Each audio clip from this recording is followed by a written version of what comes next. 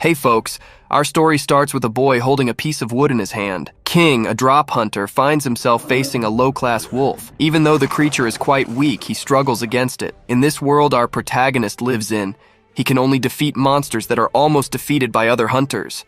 Now, one of those hunters, who is furious, faces our protagonist. At this moment, he wonders what will happen to him from now on. Besides not being able to face this creature one-on-one, in this world, he is known more as a burden to society. These are the hunters who can't fight monsters right away. As soon as he thought about what he should be doing to defeat this wolf, we see the wolf acting firsthand. The little creature charges at our protagonist, but he doesn't let it go unanswered. Armed with a shield and a wooden sword, he charges at the little wolf.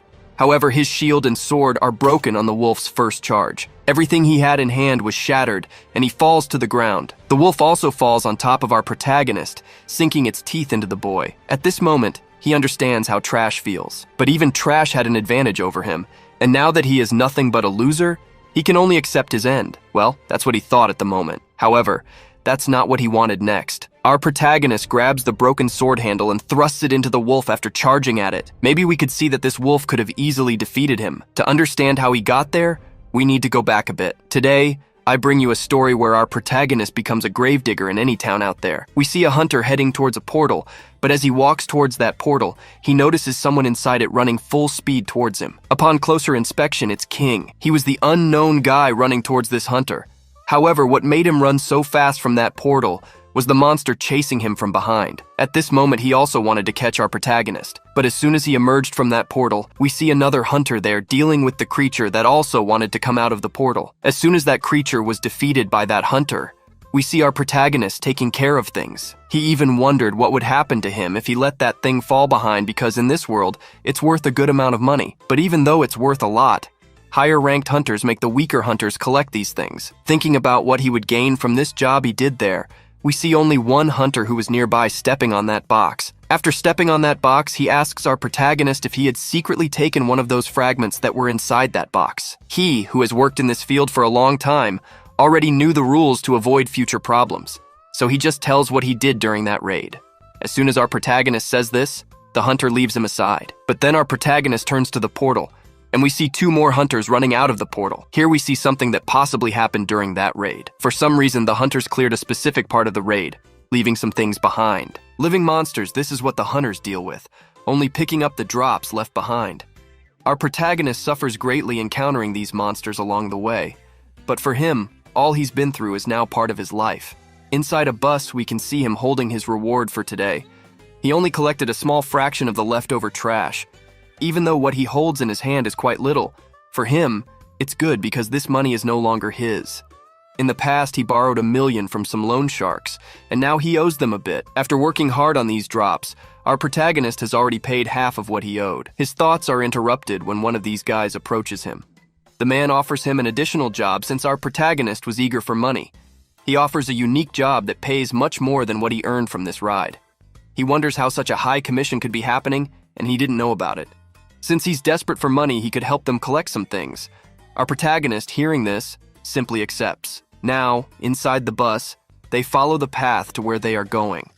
Inside the bus, we can see people chatting among themselves. One of them mentioned that things have gotten much worse than before. Before, it was like they were playing, but now, the hunters want to put those with no fighting power in front lines and send them to high-level hides without caring about their lives. While they talk about this, we see our protagonist here listening to everything. 10 years ago, a portal connecting the real world to the abyss appeared in our protagonist's world. As soon as that portal appeared, many monsters emerged from it and wreaked havoc on this world. However, after the complete destruction of the world, hunters started appearing out of nowhere. They managed to deal with these monsters, basically cleaning up all the monsters in the world. Now they go to the abyss to take care of the monsters, but inside the abyss there are magical crystals. Not only that, but inside these abysses, you could also find magical items like legendary weapons or common weapons, or even potions worth some money. This discovery led to the discovery of a new continent for the second time, which further accelerated the world's development. As the worlds evolved, so did the companies. They didn't want low-level hunters, which made our protagonist suffer a bit. His sister got sick, and he basically needed to pay for her treatment in the hospital, which was becoming more expensive. He says that if he doesn't pay, the doctors might have to disconnect some things. Our protagonist, who means no harm to his family, tries to find several jobs. But even after trying to find various jobs, he doesn't find any. His reputation declines, and due to this, people who trusted him start talking behind his back, which makes our protagonist desperate. At this moment, luck appears. A guy handed him a card that he could possibly become a hunter, but his rank wouldn't be high. However, for our protagonist, it was better than before. Now he sighs because he sees that his debt with agate was coming to an end. Or what was that about? After sighing there, he ends up standing up because an extra comments to our protagonist that after getting $1 million from agate, he kind of put all that into an investment, but he was unlucky to lose it all. Now he has to chase some money to pay it all back. Our protagonist already knew the mistake he made and lowers his head. Besides all this, he has a sister with an illness that was hard to cure, but she always needed our protagonist's help. With all these problems on hand, the extras end up asking why he continues to live. Ignoring these guys' stupid questions, she ends up getting to the point where she should have gotten to a while ago. Upon arriving, we can see some hunters calling for them, who were supposed to have started the raid a while ago, but the scavengers somehow took a bit longer. To not be interrogated by these hunters, they simply apologize. After that, they enter the portal, and the rest follow. Our protagonist stands in front of this portal. This time he might have the chance to make a lot of money, but he needs to come back alive. Feeling confident that he would return alive, our protagonist enters the portal. Now our protagonist is entering a slightly different raid because for the first time, he's entering a B-rank raid. As soon as he enters, he's surprised by all the stuff that's there. But the hunters there don't stand still for long. One of them notices monsters coming their way, and yes, after noticing, several wolf monsters appear in front of them. As soon as they appear, the tank asks one of the mages there to handle these types of monsters. So it's done, and in front of them, several ghost monsters to catch them. But the guy starts walking slowly towards these wolves. After a while, he stops, and the wolves were about to devour the little creature. But at that moment, he snaps his fingers, and a fireball appears, heading towards the wolves. Then an explosion occurs. After this explosion, those wolves that were there were thrown up. Some ran to avoid being caught again, but our shield asks everyone to stay prepared. The wolves aren't running. They are basically repositioning themselves to ambush them again, so they needed to stay alert. While I was thinking about this, the other one asks this brute where they would be going. So the brute shouts to the hunters to follow him because they would now be going up to the 5th floor. But he comments that the 5th floor is the most dangerous. There, for some reason, some monsters started to mutate. The hunters sent last time unfortunately didn't return, so they were curious about what was happening up there. Thus, they had the objective to climb to the 5th floor. They wonder if someone is aiming to go there, so they start walking. But one of the hunters stops to tie his shoelaces. While one ties, another one asks the garbage collectors not to get separated from him because if they do, they won't go back to help these garbage collectors. While saying this, we can see that hunter tying his shoelace. Behind that guy, our protagonist walks, looking sideways, and he doesn't notice the presence of this hunter who is there on the ground tying his shoelace. Just then, he kicks the guy's shoulder. The guy falls, and once on the ground, he kind of wonders if he's blind. He grabs our protagonist by the collar and lifts him up. However, one of the guys asks him to leave this garbage collector alone because it's not worth messing with this guy. Their first mission was simple: don't mess with this stranger. They need to find the 5th floor soon. So it was done. He throws our protagonist aside and tells this garbage collector to find his way again. If this happens again, he won't forgive our protagonist. Now that he's on the ground, our protagonist thinks that garbage collectors are basically known in the hunter's circle as useless guys. Also a disgrace to humanity. He also receives a bonus. He is humiliated within these arts by the hunters. The value of a garbage collector like our protagonist in this world is nothing. They belittle him. But that's what they thought because our protagonist's experience value was reaching 99 out of 100. What this means is that our boy will have a moment of awakening. What he really needs is to find a monster and defeat it in a one-on-one. By possibly defeating that monster, he will earn a single XP, and that single XP will level him up. Our protagonist will try to awaken as a level 1 hunter. He just needs to find a single opportunity, and it has appeared early on for our boy. In front of him, a ghost wolf appeared. We can already see the sparkle in our boy's eyes as he looked and saw an opportunity in front of him. He looks to the side and sees a shield and a wooden sword. He thinks of grabbing them, but the wolf that suddenly appears almost catches him. We see him easily dodging this bite. Now that he has dodged, we see him standing there. This was the unique opportunity of his life, and he has waited for this his whole life. Our hero will have to fight with all he has. As he said this, our protagonist starts walking towards that wolf. However, the wolf was also prepared for everything, but our hero was much more than just that creature, and our hero goes all out against it. He leaps towards it, then quickly jumps back with a piece of wood in hand, hitting its head. However, nothing happens. But that wasn't enough. He tries to strike its head again, hoping this time the monster's head would break. Instead, it's his sword that breaks, and the monster's head is unharmed. As he steps back, we can see his companions in the background urging him to leave, as this creature could easily overpower our brave boy. This might cost him his life. He hears this, but even hearing it from his friends, he stands firm. Not for long, though, as he soon has to run from the wolf. For some reason, the wolf leaves no opening for him to attack, despite being weaker. Sung, our deep web boy, realizes he's the one struggling the most, but he wouldn't give up easily. At this moment, our hero runs to a certain point and then jumps back, landing behind the wolf. He strikes its head with the piece of wood with all his might. As he damages the wolf, the scene cuts to another place. Here, we see the companions of our protagonist advancing, finishing off the remaining monsters. They are now waiting for the scavengers who for some reason lag behind, only hindering their progress. The hunters have not only finished off the monsters, but also picked up the best items dropped during this raid. Strong hunters like them have the option to get the most valuable items, while those who lack strength are left behind. But even though they don't get the best items, these strong hunters leave behind the worthless ones for the scavengers. As one of them mocks the scavengers, another points in a different direction, saying that more monsters are approaching, and they need to deal with them. Returning to our main focus, we can see a scene where the wolf bites our boy's shoulder. He's thrown back, showing his despair, fearing he might die or be considered worthless. He doesn't want that. He then grabs the remaining piece of his wooden sword, raises it high, and stabs it into the wolf's head. The creature roars in pain as it dies. Our protagonist nearly collapses, but realizes he delivered a critical blow to the wolf. It falls dead, and he stands victorious. He lets out a loud cheer, which catches the attention of the hunters. Approaching him, one of them can't believe he managed to defeat a low-level wolf alone. But if our hero wants to play the part, he'll have to endure a bit of suffering. A guy like him, considered worthless, won't receive any rewards for defeating such a weak monster. But for him, defeating the ghost wolf, which he considered superior, is a significant victory. He lets out a triumphant shout, but it might cost him his life.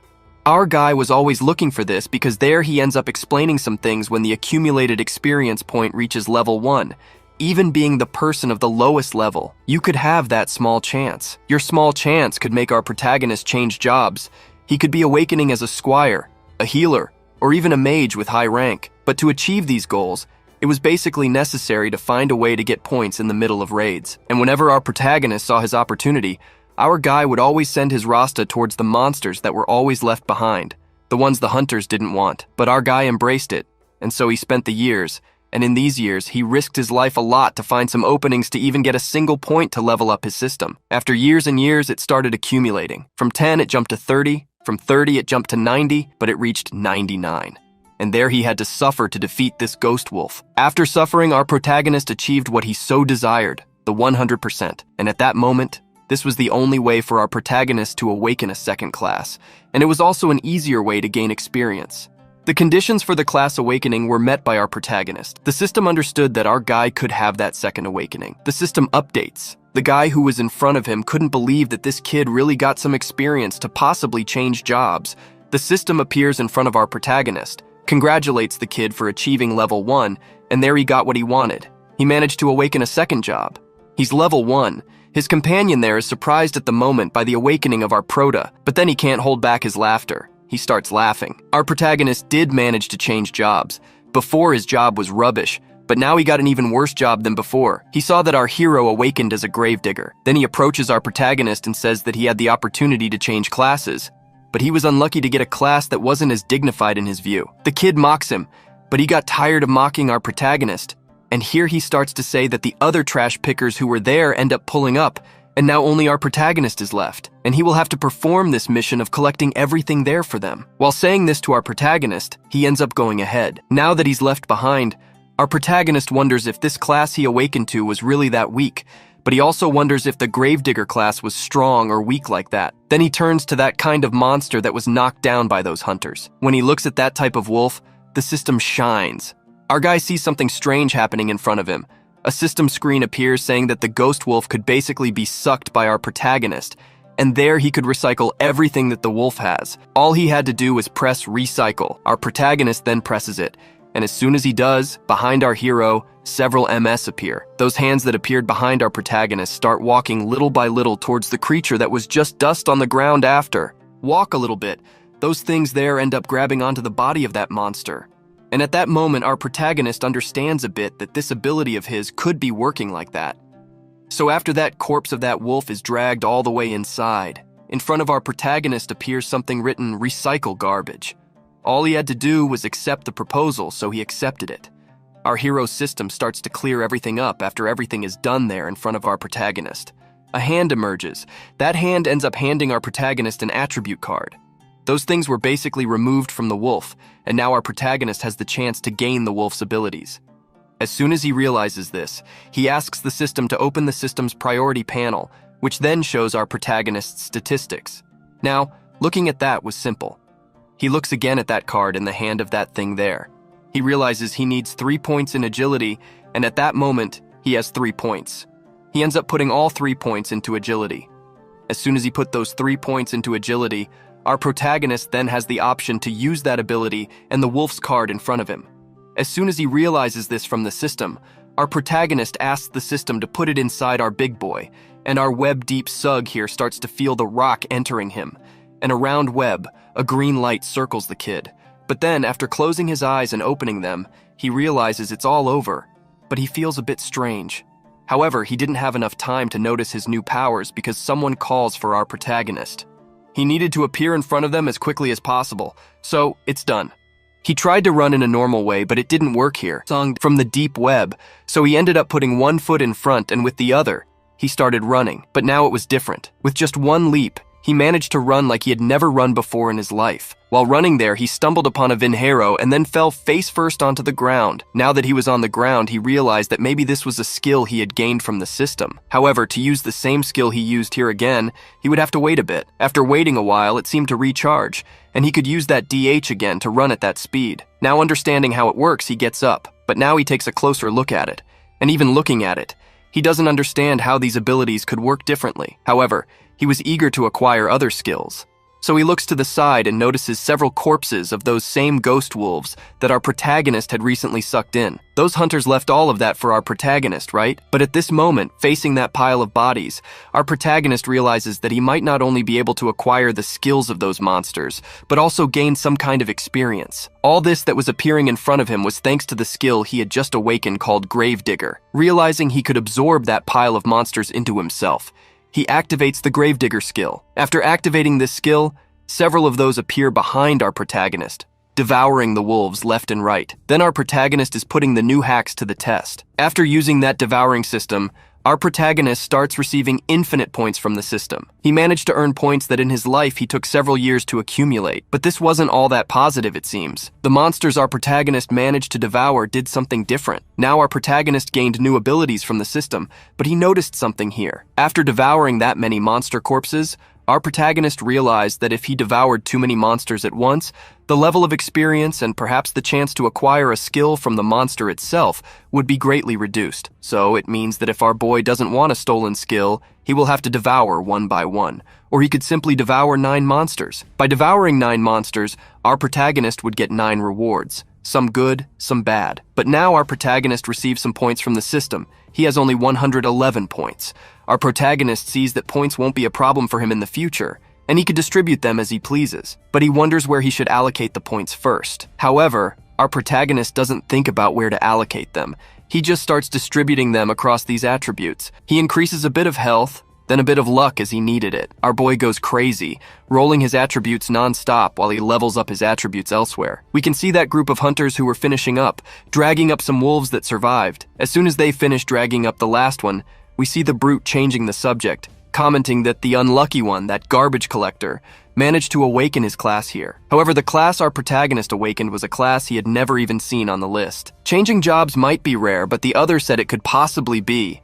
Yet in the end, it would just be a pretty useless classification for someone like our protagonist. He was average, but even though he awakened with a hidden class, our protagonist wouldn't be that strong. He's just a level 1 guy. So in the end, our protagonist would possibly have the strength of an average person, or a bit more, which wouldn't change anything for him. So since it wouldn't change anything, he asked to ignore this class and move on because he needed to reach the last floor. So they kept walking. And there they encountered a kind of tunnel. After walking a bit, they saw the light at the end of the tunnel. Walking towards it, they emerged into that light, where they came face to face with these strange roots. Among these roots were some creatures or things stuck to them. The people there wondered what happened, but after thinking a bit, they understood that these could possibly be those hunters who entered here and never came out. One of them was on top of one of these hunters, who was trapped inside this tree. He realized that by staying here for too long, this guy turned into dried salt right there. And possibly the same thing happened to him because maybe there was a guy or a mage or monster enemy with a high magic rating. But our tough guy turns to another and asks if this place was some kind of B rank. Then they would be hunters of a much higher rank than a B rank hunter, so they shouldn't have difficulties fighting these monsters. If it wasn't the monsters that defeated them, then what was it? Just then one looked to the side and saw several monsters emerging from underground.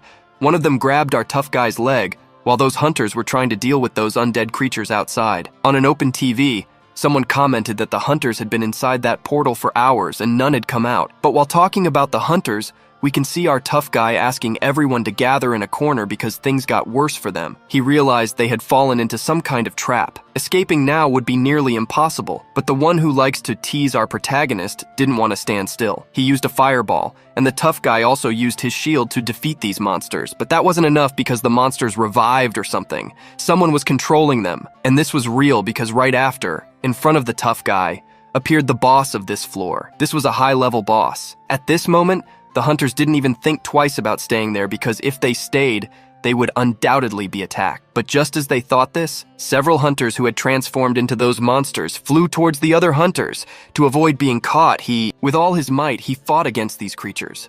While this was happening in another place, we can see our protagonist finishing his last collection. However, while finishing his last collection, he hears a scream from the background. At this moment, he gets scared and wonders what that scream was, but he ignores it as the system appears in front of him. Now, our protagonist achieved an achievement for the first time. As soon as he achieved this, the kid becomes very happy because he could possibly receive his first reward. After waiting for a while for his reward to load, in front of him appears something. It was a dagger that was so far useless and weak, disappointing our protagonist. He thought a high-ranking weapon would come, but since it didn't, he had to accept it. However, thinking about what he could do to get better items, our hero hears the scream again, but this time, it's much louder than before, catching his attention. He turns towards the screams and is startled to see someone running towards him, screaming. It was one of those monsters attacking the hero's group.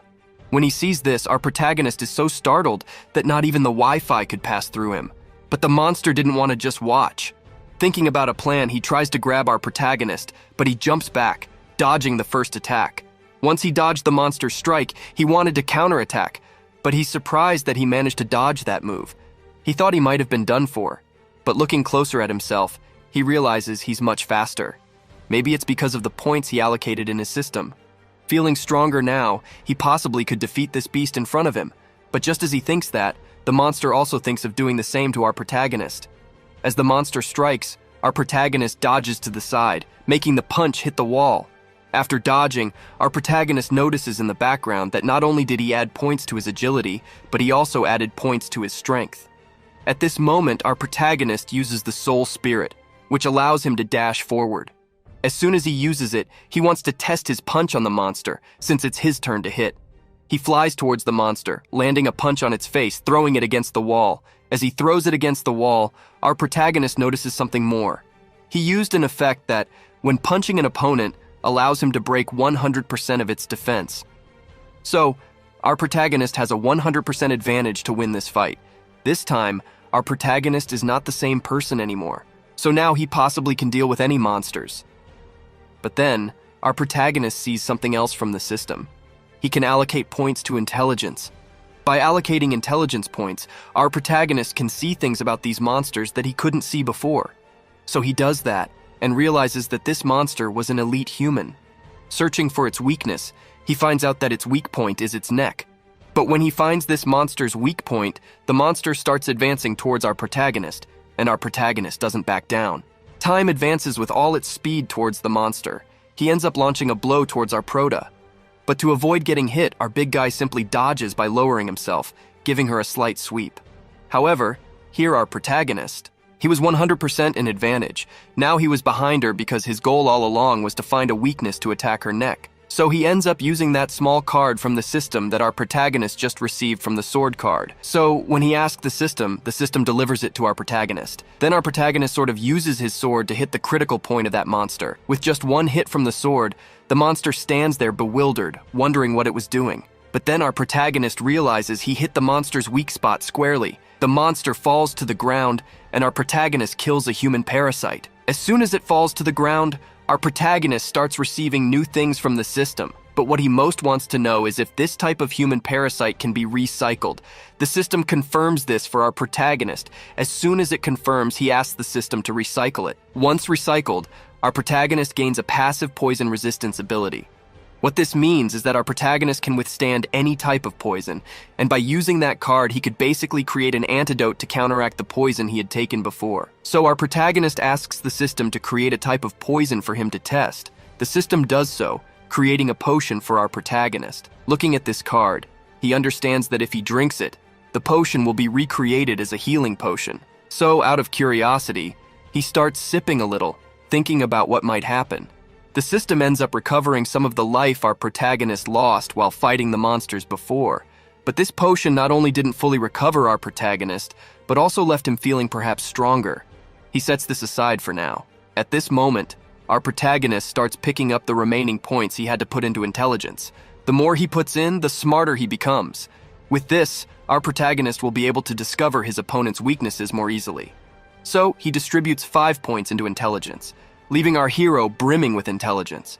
While he was distributing his points in the system, he hears noises. The noises were from those monsters from before. As soon as he hears this, our protagonist sort of turns around. When he turns, our protagonist realizes that those monsters have appeared again, but now they appear a bit bigger than before, and in greater numbers. So our protagonist thinks he can now use the new abilities he acquired. Moreover, people in the world always called him trash, but now he could change that title he holds. He now wants to show the world his true strength. While thinking about what he would do to show his true strength, we see the monsters running towards him, but our protagonist was prepared, holding a machete in his hand. Now he was much calmer. He had awakened as a gravedigger. And as a gravedigger, our protagonist wouldn't let these fly monsters get in his way. He now challenges these monsters to come at him with everything they've got because he's ready to handle them all. As soon as he said this, the monsters begin to advance. In another place, we can also see the monsters advancing on those hunters. The monsters were managing to gain a slight advantage over some of the hunters. One of them even thought that if they let their guard down for a moment, it would be over for them. After all, these monsters' strength was much greater than when the person was alive. Our tough guy realizes that this boss isn't playing around, so he tells his team to retreat because they wouldn't stand a chance. They start running, but in their haste, they leave themselves open. One of the monsters attacks a member of his team, dragging him away, and another teammate gets caught by one of the monsters, becoming somewhat controlled by it. They couldn't afford to fall behind. They needed to run. While running, one of them thinks that it's impossible to escape with both of them alive. Someone needed to stay behind to distract them, so our tough guy stays back, taking care of the monsters. He just asks them to call for help as quickly as possible. While running, we see him thinking that he came here just for the money and the equipment he has. They're worth a lot. If he dies, he won't gain anything. So he needs to use everything he has to escape this raid. He then uses one of his spells, which paralyzes our tough guy. As he turns to his teammate, asking what he's doing, the guy just points towards him, saying he left someone behind to distract the monsters. Meanwhile, the monsters jump on our tough guy. We see the coward running, and as he runs, his teammate screams for help, but also smiles. We see him commenting that he has now managed to escape too, taking all his money with him. But as he runs, he doesn't look ahead and bumps into someone. This person gives a cold look to our companion, but our companion freezes, not wanting to engage. On closer inspection, he realizes this person in front of him is our protagonist. Our protagonist asks him what he was really trying to do there, using his own teammates to escape. He doesn't answer our protagonist's question. Instead, he looks back and wonders what happened to the rest of the monsters and why they are in this state, but he doesn't care anymore about what's happening. He turns to our protagonist and realizes our protagonist saw everything that happened there. If our protagonist manages to survive this, he could report him and lose everything. So, he decides to eliminate our protagonist as well. But taking the time to do it would be inefficient. He turns to our protagonist and tells him to stay back since he wanted to be a hero before. This was a good opportunity. So he kicks our protagonist in the stomach. However, by kicking him, the system gives our protagonist greater resistance. The impact of the kick is redirected towards the one who kicked him, who falls to the ground, wondering how someone like him could be so powerful. Our MC looks at him now. He understands everything that happened and now knows who the real trash is, so he's here now using his system to manage to recycle this trash. Then, those mothers grab onto this extra and he's dragged into the system. However, the system starts recycling the thing, but while recycling it, the system ends up sort of throwing it out because the trash he put in there was too rotten, and he didn't want to recycle it. So the system sort of tells our protagonist that he won't be able to gain that guy's ability below him. But there was a small chance that our protagonist could acquire that extra's ability for 3 minutes, or even more. He just needed to upgrade some things in his system. So as soon as he upgraded a few things, our protagonist manages to learn a new ability. This was the ability to control fire. As soon as he learned this ability, our protagonist starts seeing several monsters appearing in front of him. The creatures were bloodthirsty and run towards our protagonist since he gained a new ability, so he decides to test it out. As those monsters come at him, our protagonist points his hand and uses just a small fraction of his power. With this small fraction, our protagonist manages to send all these monsters flying upwards, so he's left stunned. He didn't think that recycling that ability would significantly boost his power. But while he's stunned by this new ability he acquired, we can see something appearing behind him. That creature jumps towards our protagonist and almost catches him, but he notices just in time and dodges. The creature hits the ground but isn't satisfied just with that. It runs again towards our protagonist, but he easily dodges its attack again. Now, in front of him, our protagonist summons his sword from the system and swings it towards the creature. However, it's fast and easily manages to block our protagonist's move, but while thinking about this, he looks behind and sees a hulking brute. He thinks that if he could recycle the ability of this brute, he would get a shield, so he uses his system to recycle the brute. The system grabs the brute and takes him to its own space-time, managing to recycle it. In front of him appears the brute's shield. As soon as he takes it, the golden shield, he feels hopeful to put it into practice. He just needed to test it on something around. Then, he sees this creature running towards him, eager to defeat our protagonist. Seeing it coming towards him, our guy swings this shield of his. It was good. It helped our main character get rid of this thing quickly. But as soon as he defeated it, the creature falls to the ground, and right away, our protagonist appears doing something he should have done a long time ago. So he uses his system on this creature. Using his system, he drains its abilities. Now our protagonist possesses its ability, allowing him to have a significant advantage on the battlefield. Holding a dagger in his hand, our protagonist has transformed into the master of daggers. But as soon as he notices this, he becomes more prepared because right in front of him, several of those monsters that appeared earlier show up again, trying to finish off our guy. They run towards him, but our protagonist doesn't stand still. He goes all out against these monsters, sending each of them flying while he fights. All that dragging upwards, someone from another place began to say some things about how they needed to have a first-hand mission to recover the bodies of their companions who were there, and if they happened not to recover them, they would be failing in their missions. Everything they had there inside and had managed to grab was no longer theirs. So then our protagonist takes care of the last monsters that were alive. After dealing with those living monsters, our protagonist ends up sort of recycling that creature. However, all of this was seen by him, but we'll tell you more about that later because now our big guy needed to deal with an even bigger creature. The one that appeared in front of our protagonist was the boss of that floor. Now he was facing our big guy, and our big guy was facing him. So to end this fight as quickly as possible, our protagonist ends up using sugar on him. Using sugar on this monster, our protagonist manages to easily send this boss off. As soon as he defeated this boss, the scene cuts to this place here. In an apartment, we see that extra who survived there, but he kept repeating everything he saw from our protagonist's sugar. However, the guys next to him only wanted to know what happened to him inside that hard. But what he heard from this extra was the same thing. He stole his abilities, and the only thing he asked those guys was that they could catch our protagonist and teach him a lesson. However, given his current state, they wouldn't do anything. But he continues to ask to look for that garbage collector. But already ignoring him, the scene cuts here. Inside a ride, we can already see some hunters. But while those hunters were gathered there, our protagonist was in the background talking to himself. He thought that the black market was a place where you could sell these crystals that you find in those RS, where you get a high percentage.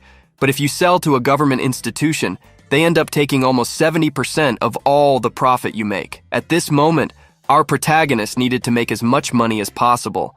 And moreover, he needed to avoid drawing too much attention from the main big shots. At this moment, he just wants to make some money without even attracting anyone's attention. Our protagonist wants to take this little by little. That was his goal. But as soon as he said that, in front of him appears a leader of this group of our protagonist, who now tells them to be more careful since this was a raid that none of them had even entered before, so they should basically form a group. But those hunters who just got a new job could be getting close to the leader, as he is handing over a reward or a mission to this newcomer. But as soon as he says this, in the background, we can see our protagonist asking a question, wondering if they were basically satisfied that among them was a very weak guy. He was just a level 1 gravedigger. As soon as he said this, Geraldo there opens his eyes. Some even start laughing. He wondered how a level 1 guy like this was inside that. How did he manage to awaken such a trash class? He basically didn't need to be in the front line. He now just needed to stay in the back with the rest of the garbage collectors, and he could maybe evolve a lot here. For some, this was advantageous. For our protagonist, it was even greater. Our protagonist had a plan all along not to draw anyone's attention, and at this moment, he succeeded. And at this moment, he just didn't need to draw more attention than this point here from Geraldo there himself, so he needs to leave. But as soon as he thought of this, someone from behind appears there. That guy was clinging to our PR's hand and didn't want to let go. Seeing this, he ends up asking him to let go once and for all. So he lets go, but then he starts commenting that they didn't need anyone else in this raid. They already got the ideal people. But he ends up saying they didn't really need anyone. But however, there was one person missing from the group, and our protagonist, even being weak, would be welcome in their group. So our protagonist sees that he could still move forward with them. So he ends up kind of sinking back. Our white-haired girl looked at our protagonist, but then she revealed her name. At that moment, our protagonist remembered that he had heard this name only once before in his life. So memories of his past began to awaken.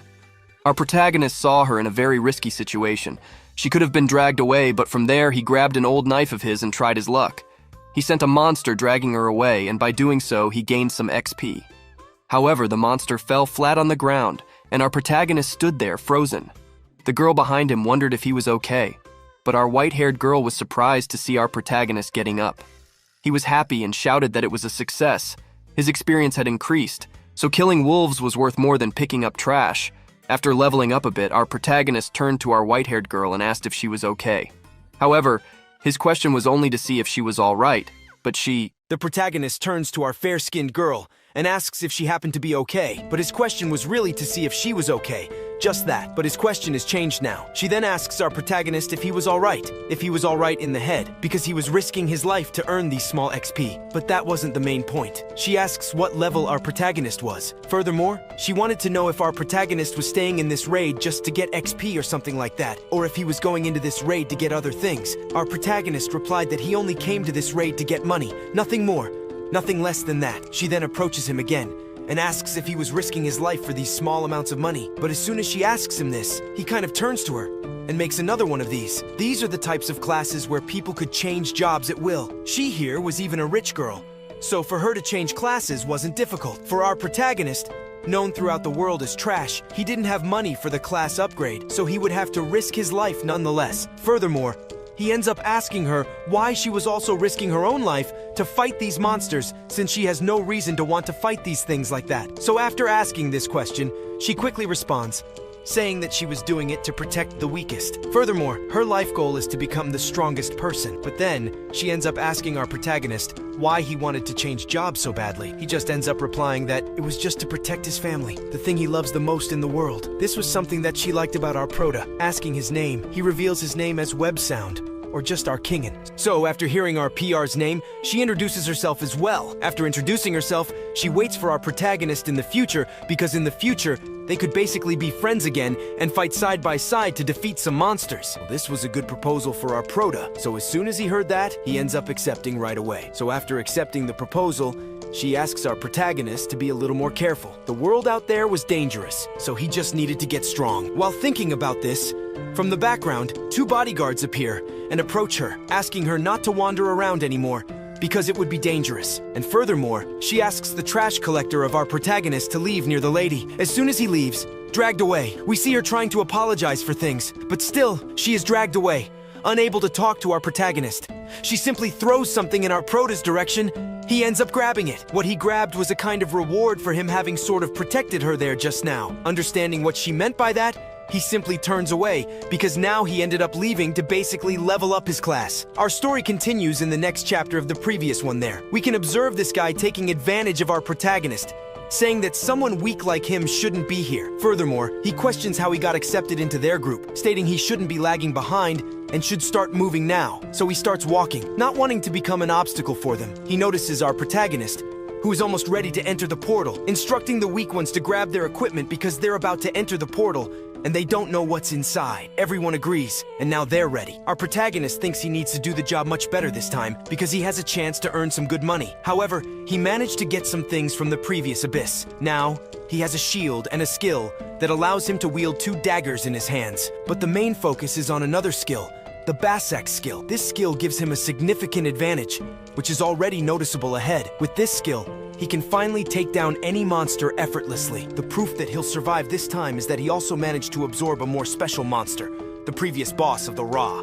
That allows our protagonist to have extremely high regeneration, which is also a crucial focus. Our protagonist has managed to balance all his abilities quite well, and the points will be distributed among attributes, allowing his abilities to become stronger over time. After all, he was the only one who managed to pick up everything recyclable in the previous Ra. Now, he just needed to get 6 more points to get the pair of N. But at this moment, he ends up using the Attribute Recovery Observation Eye skill. Then our protagonist starts seeing some attributes of his companions. Upon using this skill, our protagonist realizes that the points he distributed among their attributes weren't as significant as he thought. He found out that his strength was 12, but his companion, who has 100 strength, saw a huge difference between them. So, our protagonist didn't have to worry. But then, he feels something trembling on the ground, and fearing it, looks aside, only to realize that it was just the wall next to him coming at him with full force. After making that noise, the group turns around and realizes there was almost an earthquake. But looking back, they see it was our protagonist hitting the wall. He puts his hand on the wall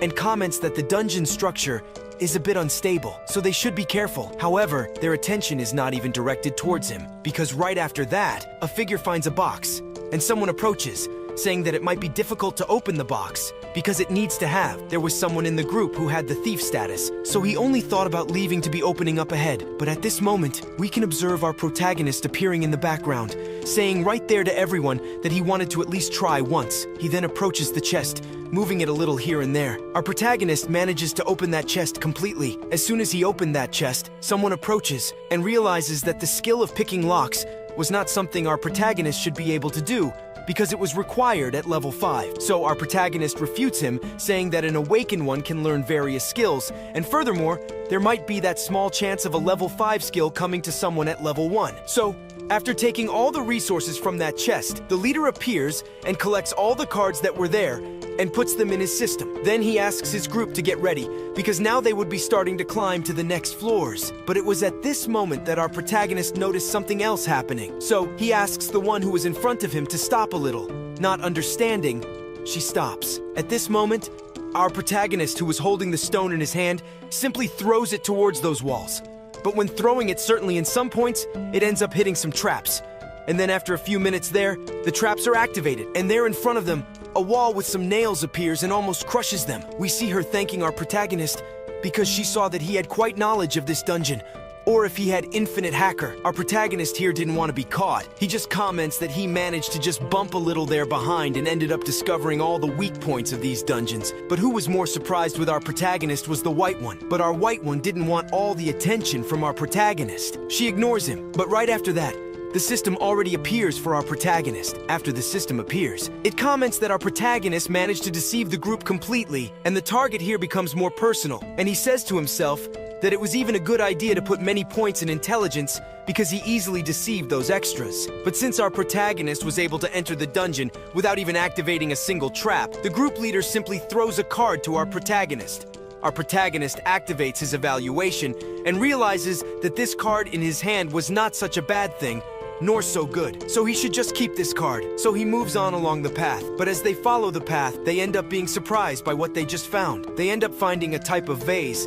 and think that here would be the final level. And this place where he arrived could be like an abyss, that here would be a kind of bonus room, that they could be taking everything they want. But in front there was a cup with some red things inside it. Above it, there was something written. The system already comments that this place here was a kind of abyss where there was a unique treasure. But within this unique treasure, there was also a unique monster. But at that moment, a tank approaches that thing that was floating over that cup, and it grabs it from behind. Our protagonist simply appears, asking him to relax a bit, because things here were getting strange, and if by chance they messed with something wrong, they would be screwed from then on. But he said he was okay because all the experiences he had in that abyss were different and they shouldn't worry. He even removes that plate with something written from that cup. But when he removes that thing from the cup, something starts bubbling inside it. And then the system appears and comments that a blood swarm would be happening at that moment. And from that cup, something begins to emerge. And it goes up. Our group is surprised by this and prepares. Then one comments that there wasn't even a treasure there, but a trap.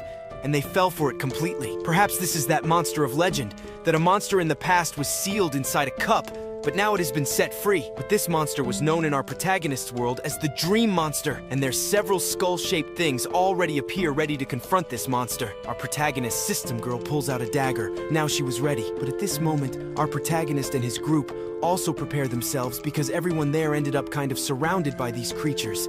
And now they had nowhere else to run. But our protagonist had no choice but to fight against these monsters. And already at this moment, he would have to use a little of his strength. He would only be using 25% of his strength to defeat these creatures. And then he sees that ring and realizes that he can also use that card he won. But at this moment, he remembers that the system warned him that if he used that card, his attributes would basically be reduced to 0, and that was something he didn't want to do. Using that thing at that moment was useless to him, but he ends up keeping that card because it will be useful in the future. But at this moment when he says that, the monsters go straight towards our protagonist's group. Our protagonist gets ready because then he ends up using the soul thread to defend himself from the monsters, and the monsters go all out against the heroes, and the creatures use everything they have. But with one blow, our protagonist defeats some of them, and she turns to him, surprised by his strength, because as he passes through those monsters, our protagonist already splits those things in half, but it didn't help. They regenerated. But at this moment, she ends up not paying attention. The dream monster appears in front of her, and she is almost caught, but she was already prepared for that. So she just looks at Kilo with the sword up and down. She ends up splitting that monster, but who was in trouble here was that warrior from our protagonist's group. Surprised by what was happening, he saw that each piece he cut, nothing happened to those monsters, and now he saw one of those dead. Preparing to attack Jer, he found himself unable to defend any longer. The reason for his inability to defend lay in the presence of the monstrous figure before him, which appeared significantly weaker. A single blow could incapacitate him. Yet this particular monster possessed a unique ability. It could harness the strength of humans, thereby doubling its own power compared to that of a mere mortal. This realization should have stirred a greater sense of concern within him, for if the monster were to fully grasp this advantage, the consequences would undoubtedly be dire. However, in a crucial moment, he managed to seize his machete and swiftly struck behind the monster, causing it to lose one of its heads in the process. Meanwhile, in the background, a voice acknowledged his commendable action, albeit expressing concern that it had momentarily distracted him. As the monster began to prepare for a counterattack, the protagonist recognized the urgency of the situation, but found himself incapable of mounting a sufficient defense. In a swift and decisive move, the monster swung its sword downward, inflicting a devastating blow that severed the appendage of a nearby bystander. Drawing closer with each step, the monster posed an imminent threat. Observing the dire situation, the individual who had praised him earlier realized their own limitations, acknowledging their inability to intervene further, just as the monster, now assuming a human form, raised its sword for a final strike. The fallen warrior faced a moment of helplessness. What course of action could he possibly take now? Uncertainty loomed, yet the monster remained resolute in its intent, launching a ferocious attack against the defenseless warrior. Amidst the impending peril, a ray of hope emerged as our heroine made a timely appearance. Employing a newfound ability, she encased the monster in ice, effectively neutralizing the threat. With a sense of accomplishment, she remarked on the insignificance of those beneath her, emphasizing their inherent weakness. Yet, as the frozen threat lay vanquished, a new danger loomed on the horizon. The once formidable monsters, now bolstered in strength, charged toward the fallen knight. However, the arrival of the mage served as a temporary deterrent, despite the limitations of her magic. Seizing the opportunity, our protagonist, driven by a desire to test his newfound abilities, unleashed a powerful explosion. The unexpected display of power left onlookers in awe, prompting speculation as to its origin. The sudden manifestation of such potent abilities from a seemingly novice individual defied conventional understanding, sparking intrigue and uncertainty. Even as the dust settled from the explosive display, the threat persisted. Undeterred by the formidable explosion, the monsters continued their relentless advance, yet the protagonist's resounding cry momentarily halted their onslaught, providing a fleeting advantage in the face of imminent danger. This was the pivotal moment for our protagonist to unveil a newfound skill. With a swift motion, he activates the basic mode. This particular ability bestowed upon our protagonist not only 100% increased speed, but also an hour of unbridled strength at 100%. With this formidable power, our protagonist could withstand anything. He charges headlong towards the monstrous adversary, delivering a single devastating punch that shatters the creature into pieces. Yet, as he turns to assess the effectiveness of his strike, he is taken aback to witness the monster regenerating. However, to his astonishment, the creature doesn't revert to its smaller form, but instead transforms into a colossal behemoth. Our protagonist realizes that the situation has escalated, and the prospect of defeat looms. Despite this, a glimmer of satisfaction shines through him, for he has achieved something he desired, the ability to mimic a certain skill. Yet his satisfaction is short-lived, as he questions the unexpected appearance of a king-level monster. Such creatures were not supposed to inhabit a zone designated for lower-level encounters. This anomaly perplexes our protagonist, leading him to question the very fabric of reality. However, amidst his pondering, he discerns the reason behind the monster's unprecedented evolution. It has absorbed a fraction of his formidable strength, elevating it to a level akin to that of a king. As a monstrous entity reaches out to seize him, our protagonist deftly evades its grasp, causing it to clutch at empty air. Yet, despite his evasion, he finds himself sprawled on the ground, confronted with the harsh reality of his adversary's formidable strength. Nevertheless, he refuses to succumb to despair, realizing that his attributes are comparable to those of his foe. With a mano combat rendered futile, he acknowledges the need for an alternative approach. In the midst of his contemplation, his companion intervenes, urging him to retreat as she prepares to showcase her own prowess. Surprised yet reassured by her determination, he watches as she confronts the monstrous adversary head-on. Recognizing the need for a battle of equals, she stands ready to face the challenge. As the two adversaries prepare to clash, the monster strikes with lightning speed, catching her off guard. However, she swiftly turns the tables, utilizing the monster's own limb as a conduit to draw herself closer. With unparalleled determination, she grasps her blade, imbued with the chilling power of ice, and drives it into the heart of the beast. Yet the monster, ever cunning, counters her attack, freezing only a portion of its limb to thwart her efforts. Undeterred by this setback, she presses on, her resolve unyielding in the face of adversity. As the monster closes in for the kill, she braces herself for the inevitable clash, knowing that victory lies not in retreat, but in the relentless pursuit of triumph. The monster, attacking her, ends up stopping because she ended up using a skill that was quite potent. There, a shockwave ended up appearing inside that place.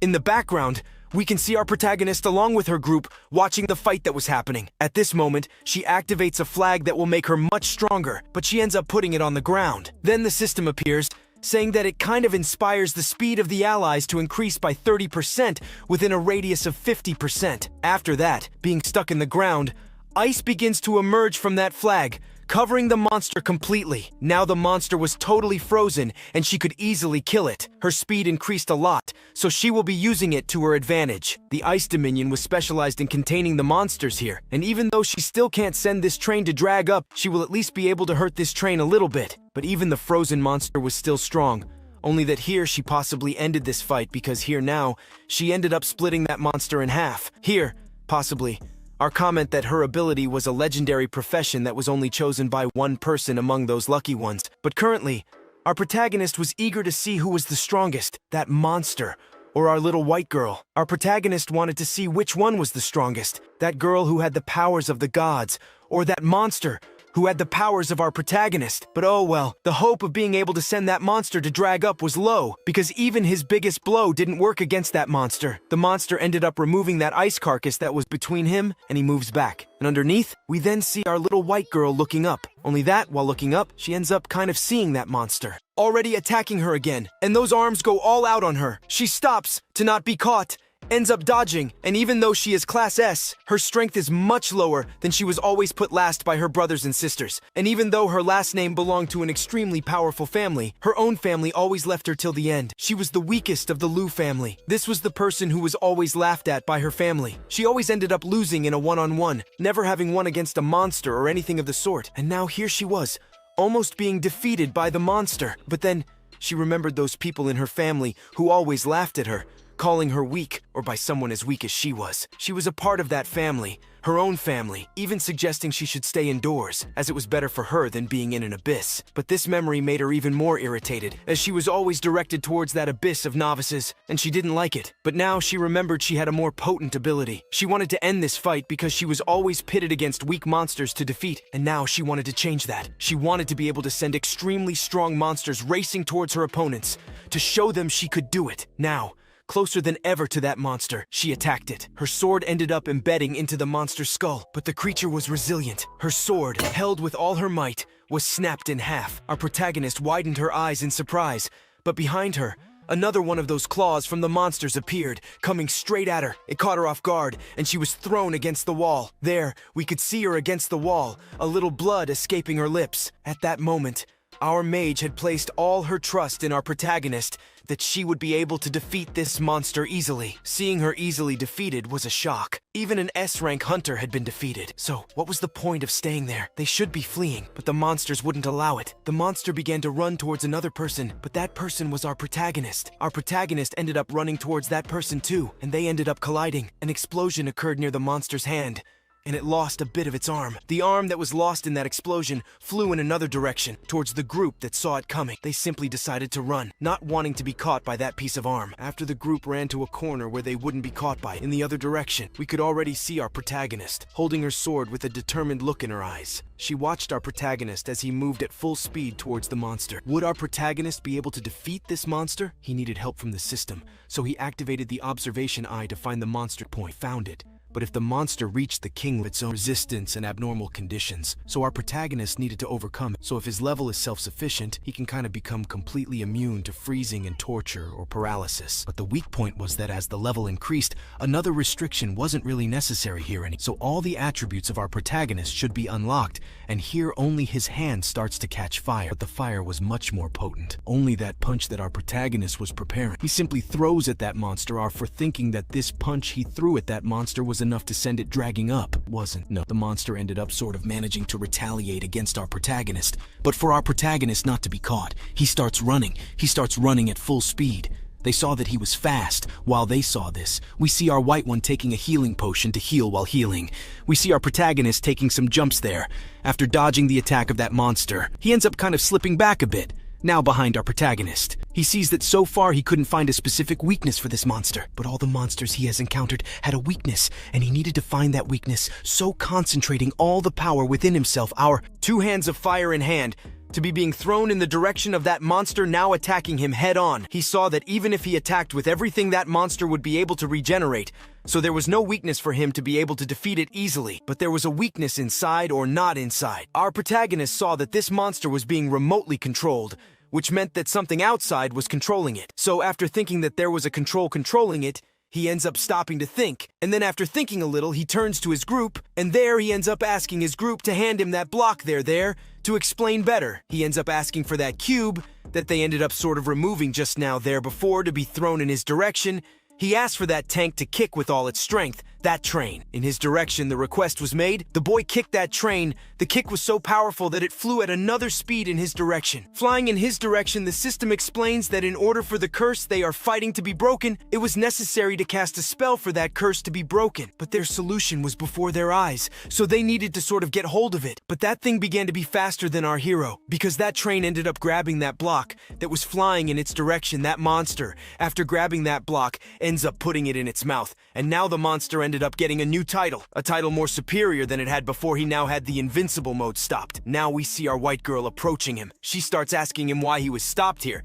He saw that he was too careless now. He saw that the monster ended up entering the invincible mode, and things got worse for them. So our white girl approaches our protagonist more and more. But now she starts to remember a little more about our black one. She even thinks that she had already met him inside a raid. Already our black one turns to her, and there he ends up warning her that yes, he had already met her once already. Inside a raid, the time was that one that our protagonist devoured hers there. She ends up remembering here, what he ended up devouring from her. She is surprised that our protagonist got a higher class, and she even remembers his name. His name that she remembers was the guy from the night house. Well, it was a name that left him quite surprised. But what left her surprised was that our protagonist had already evolved. But she also gets more surprised to see him alive here. But now stopping, she saw that this guy was trading his life for experience, meaning that he risked his life for experience. But after accumulating little by little experience, she wonders how he managed to be. She saw that this guy Ann was exchanging his life for experience, meaning he was risking his life for experience. But after accumulating a little bit of experience, she wondered how he managed to become as strong as he is now. He used to be shy,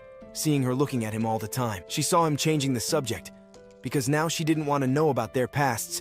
She wanted to get rid of this monster, as their main goal was to defeat this creature of sleep. Here, they and the hunters groups would have to give everything they had to kill that creature. But to kill it, she would be using her ice mastery. With the help of her ice mastery, she would be able to stop that monster for a few minutes. But those minutes would be enough for our protagonist to defeat it. What the group really needed was to prepare, as they would have to deal with the monster to divert its attention, while the hunters drew the monster's attention. Our protagonist would be giving her all to defeat that monster in front of her. Our protagonist commented with them there that alone, they would never defeat these monsters. But if both joined forces to fight this dream monster, they could certainly defeat it. So, he asked her to agree to this. She then ended up saying not to worry because she was in, and soon thinking that it was just the two of them fighting these monsters. We can see that mage in the background saying she was eager to fight alongside them in this fight. Other groups also end up being motivated to want to get out of this mess. And to get out, they will have to fight this stranger until they win. And since everyone joined together to fight these things, he asks everyone to prepare, because everyone from our protagonist's group will have to end up alive to tell the story to everyone. As they prepare, the monster also prepares. That thing they have as a goal to catch ends up being completely merged within that monster. But unfortunately, they will only have 5 seconds to remove that thing from inside the monster. If by chance 5 seconds pass, they will never be able to get out of this mess. But in 30 seconds, it will be the ideal time for them to send the monster flying. So, he turns to the group and asks them to distract this monster for just 30 seconds, as the order came from our leader. Some of them don't give it much importance, but as it was to stay alive, our hunter here has an extra motivation. He wanted to get out alive from this place. So, he goes with all his speed towards this monster to attract its attention. Not only him, but also the rest. But just as he screams, he ends up also activating a new ability. His activated ability ends up increasing some things from the other groups. The fatigue spirit of our white girl increased a little, and now it's at 100%. The magic recovery speed increased by 15%. After that, she looks in another direction. Now she doesn't understand how this was possible, so she sees that she couldn't underestimate our protagonist's group, because now they will have to give everything to catch this monster here. The two point in the direction of this monster because now they wanted to catch it once and for all. The warrior, who was in pure hatred, ends up running at that speed towards the monster. As soon as he got close to the monster, he starts cursing everything at the top of his lungs. But by speaking those wonderful words to this monster, in his view, he ends up getting what he wanted, the monster's attention. The monster starts to attack, its tentacles rushing towards him.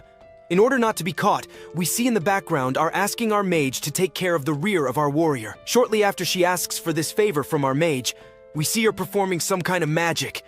After a minute of trying to invoke the magic, she manages to release some lights from it, and these lights speed up towards the monster in front of her. However, the monster is not caught by these lights because it ended up using its tentacles as a lure and got hit on its tentacles.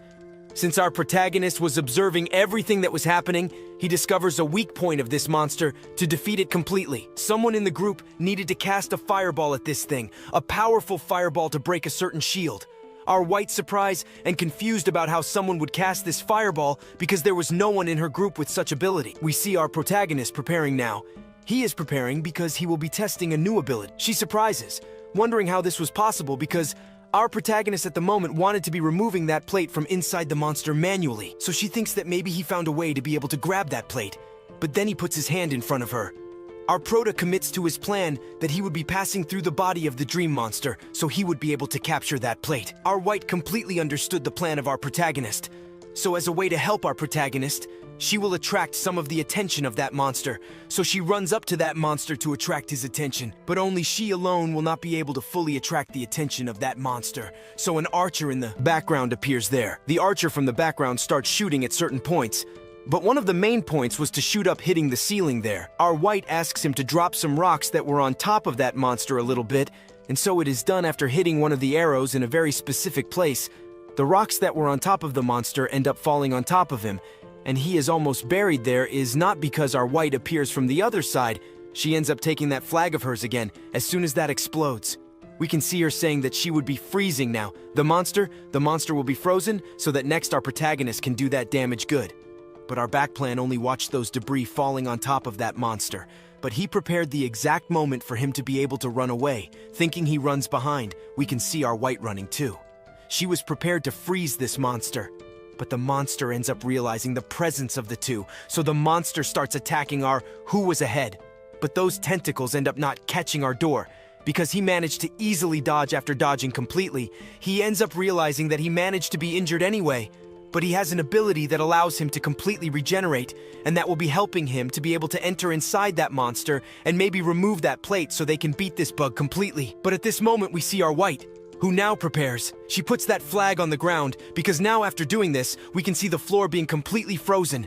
And it is the feet of that monster that was frozen. The bottom part could no longer move. Meanwhile, our door jumps up on him, now over him. We see him at this moment, trying to find an easier area for him to be entering. And there he realizes he needs to be fast enough there. So he ends up activating the Fury of Speed here. 20 plus 20 speed points will be added. But he also ends up adding a toxic potion. But since he has that system there, that ends up turning any kind of poison potion into a good thing for him, he ends up gaining 15% more speed. And there he also ends up using the potion card that was useless to him just now, but at this moment could be quite useful. So our protagonist ends up adding 15% in defense and also in speed. Now our guy has everything he needs to be completely inside the monster. He needed to be going completely inside it. So at high speed, we see the monster trying to defend itself with its tentacles. The monster also finds a weak point in our hero. So with one of its tentacles, it attacks him. He realizes he ended up being discovered to avoid being caught and easily dragged up by this monster. He ends up using his arms to defend himself. The group of heroes is amazed to see that our guy managed to make him in a row. Then he is thrown back, falling to the ground. We see him saying that for the second time he failed as always. A guy who was recognized as garbage losing the fight again. Well, this was a due place for our prota, but he ends up smiling at this moment. He ends up thinking that he should do something else. So he ends up activating his recycling system behind. The system appears, and it ends up devouring our protagonist, since at this moment, our protagonist sees himself as an object to recycle, and then he ends up sort of entering into it. After being devoured, the monster remains still, his group surprised by this, trying to understand how this was possible. But minutes later after that event, we can see our protagonist coming out inside that system of his. Our PR ended up recovering some things, but at this moment the system explains that he was not something that could be recycled because he was still alive there. So that thing that was almost being recycled was to be thrown away again, and that would come back with everything for our prota. He ends up sort of using the strength of that in our big guy, allowing him to now become much stronger than he was before. And he will be using this monster now to know if our protagonist will be able to send this monster he found in front of him. Will you be able to kill? Unfortunately, we here will have to be finding out in the next part. Our hero from Aaliyah ended up sort of self-recycling and becoming much stronger than he was. So, he ends up having a little more speed, allowing him to become much faster and stronger. As soon as he self-recycles, he starts running at high speed towards the monster in front of him. After running, he simply goes through this creature. But his goal was to go through it to be able to grab that plate that was inside it. So, after rushing up to it at high speed, he manages to capture that plate, holding it firmly in his hand to prevent it from falling, right? Now that it has fallen to the ground, we see him there performing an enchantment. How did he do that? Well, he simply started reading that thing in front of him. After mentioning some kind of spell, the monster ends up being defeated, and the blood analysis was complete, which means that this mission was sort of completed in the background. So, we can see the group of our protagonist here. One of them didn't believe that everything here was over. Our little white girl also didn't understand if she won or lost, but she saw that she was alive. Minutes later, we can see the XP going to our protagonist group. Each one of our protagonist group ended up receiving some XP. The mage kind of managed to get one of strength, 6 of agility, and 16 more of intelligence. The other companion almost got the same thing. But the most different from here was our little white girl. She got something different. She even got 32 of strength. But no one lives only by strength. So for that, the system put 28 more of agility, 38 of intelligence, but also luck increased by 34. However, we've already changed places, and here we see our protagonist. He was eager to see if he would also be able to reach some level. The system ends up saying that our protagonist is at the maximum level, so seeing the system's response, he already understands what would be happening to him, and it was the most expected thing. But right after our hero realizes that, even though he didn't level up, a legendary chest appears in front of them. Everyone is surprised, but one, who then realizes that perhaps this will be the greatest treasure of their life, and would never get something like this again. So, inside that chest, some cards appeared, and those cards that emerged inside the chest began to read in a direction, but one of these directions was from our protagonist, who was in the background. There simply raised his hand, and one of these came into his hand. But what came into his hand was a sword that even the look isn't until good, because its attack level was 88, only needed a level to be able to use that sword was level 10, since our protagonist is at level 1, and maybe he has a maximum level limit. Maybe he can somehow use this sword. Soon then the system appears, and there informs our protagonist that he did not have enough requirements to be able to use this sword. So seeing that he could not be using such a good card as this, he unfortunately ends up throwing that away, and sees that it was a waste to throw this away. But as soon as he looks forward, we see then several cards on the ground, but the scene has already changed to our white one. Because, well, she appeared there near our protagonist to just deliver some things to some good cards there, because what she would be doing was just to reciprocate what our protagonist did. Our pro, who was a little stunned, just stays quiet watching everything that was happening. But at this moment, he needed to say something to her, so he ends up calling her. So he ends up asking her a favor. But well, this favor is not told to us for now. Here, so our scene is changed again, but here it is cut out for us from the portal outside of the portal. We see several Argentines that were there waiting for a certain person. This person who was with the phone in hand ended up. A team of rescuers, a strong one, not a weak one, was requested to appear. Then they saw the need to enter, but it wasn't necessary, as from inside the portal, some shadows appeared. Shortly after, those shadows started advancing in their direction. We discovered who those shadows were, our white one, along with their team. As soon as they appeared, we saw the guard, happy to see that she was completely fine. One of the journalists who was there, just waiting to see what was happening, approached the young lady to ask what was going on inside. However, upon realizing that she managed to come out without a scratch, he found out that she managed to finish that abyss alone. But then the guards approached our white one, who asked the guard to step back a bit. She then commented that this portal was too easy. So, at that moment, she bid farewell to the rest of the group, feeling a little happy but still confused. So we need to go back just a little to that moment when our protagonist wanted to talk to our white one. Our protagonist comes up with the idea that the LM group shouldn't be having money problems. Moreover, he's selling his share of the loot to her. Plus, he'd give a 50 magic crystal discount. She understands what our protagonist wanted to do, but she still couldn't grasp why our protagonist didn't want to receive all that visibility, since she managed to clean up that dungeon completely. But our hero insists, asking her to just relax, let our protagonist escape in the background, as he had something very important to do. He asks her to treat our protagonist as an extra, not to talk to him, or just pretend she never met our protagonist. She understands what our protagonist meant, so he leaves and talks about some things that needed to be discussed in the future. After our protagonist leaves, we return to real time. Here we can see our white one even more confused than before. She still doesn't understand what our protagonist was planning. She doesn't know what our protagonist wanted to do, but we do, because inside that portal, we can already see our hero. He's sitting there near the thing that our protagonist exorcised, the little creature that was fighting against him.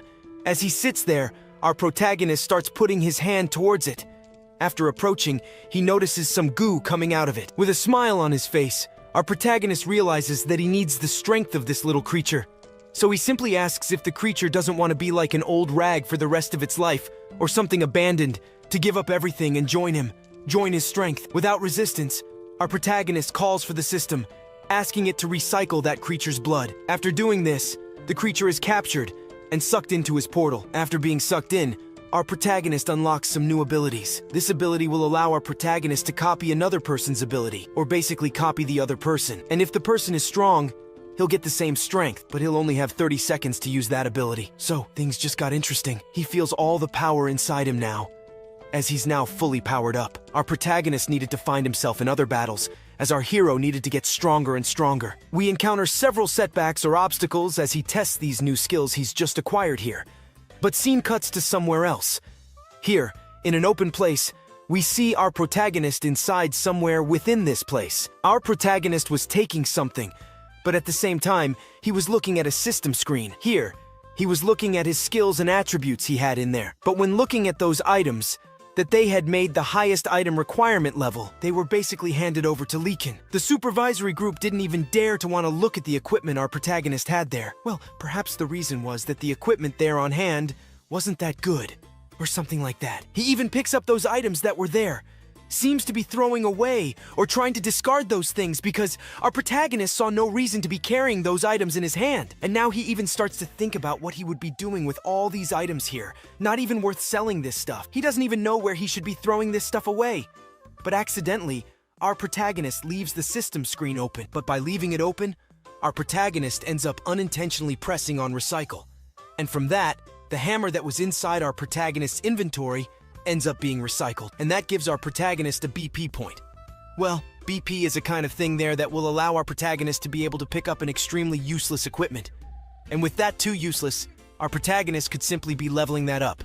He can take anything from low class and simply put it there, and maybe he'll be able to recycle it. He can also be recycling materials or other things, and all that will be coming to our protagonist. Our protagonist then holds a dagger in his hand in front of him. The system gives a tutorial to our protagonist. Our protagonist should try to repair a dagger there, and he would get 5 BP points. And since he got this stuff after he fought that boss before, he ends up thinking about using that dagger then to be improved soon. So our protagonist starts to mess with the system, and there he starts to try to level up that weapon there to something better soon. Then our protagonist managed. Our protagonist sees in front of him that that dagger managed to reach the durability of 34 out of 34. And also its strength increased. The level to be able to equip that weapon in his hand was level 1. And our protagonist also not only noticed that the weapon increased its strength, but also the durability of that thing. And also its attack power increased a lot, leaving our protagonist quite happy. Because in other words, any equipment that is worn out or useless weapon could become something quite strong in the future. So it seems that the trash team needs to be able to evolve or maybe have that evolution season to get stronger and stronger. Then the system also congratulates our protagonist for completing the tutorial, so he ended up kind of getting something there.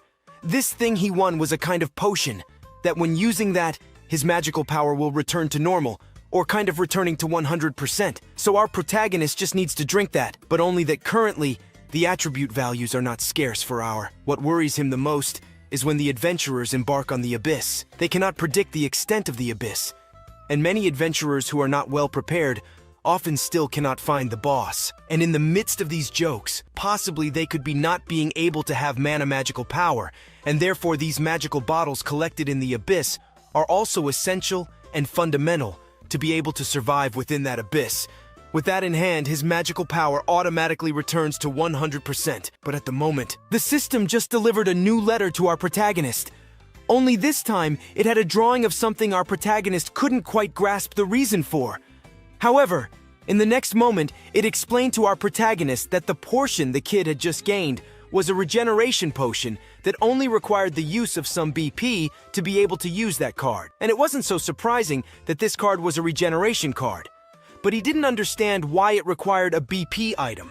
But he needed something to make that potion work effectively. So he ended up asking a boss in front of him to lend him some stuff, like some empty cups, and it was done there. So our protagonist just ended up taking those 3 cups, and then we see him trying to do some things. One of those things was trying to remove some trash that was inside. Next comes the regeneration phase. However, our protagonist also noticed that this thing above him seemed like a game, but, well, he tries to do what needed to be done.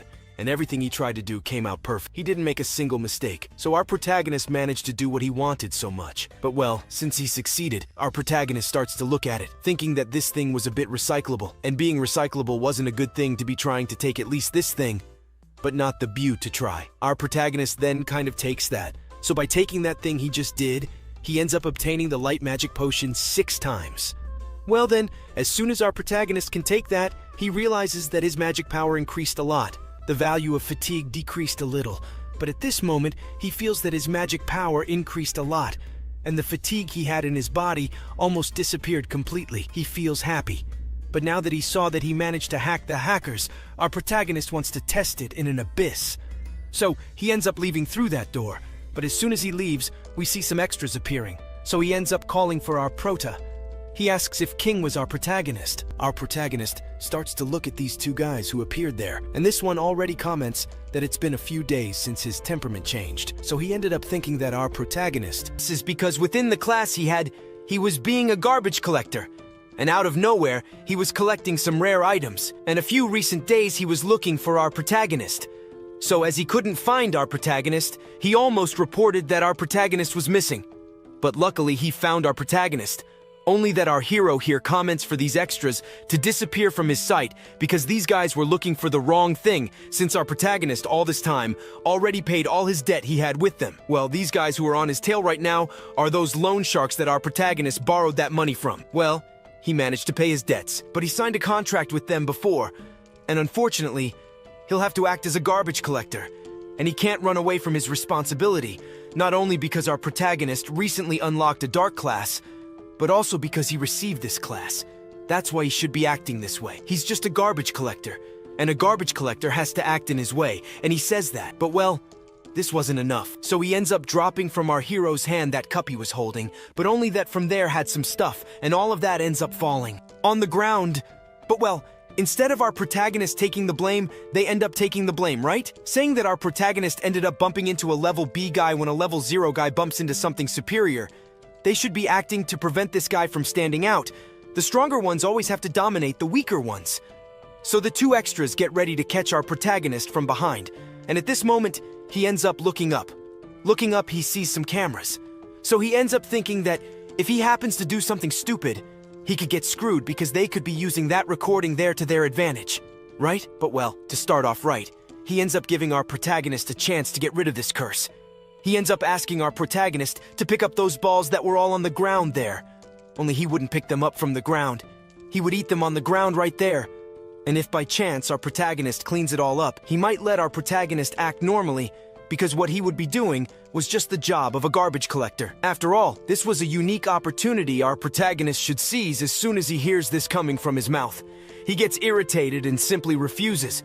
But for having refused, he ended up getting irritated. Now he unfortunately will have to give our protagonist a punishment. But at this moment, someone appears, and he ends up getting locked up, and even starts shaking with cold. So he looks ahead. We find out who appeared there to make this guy shiver all over.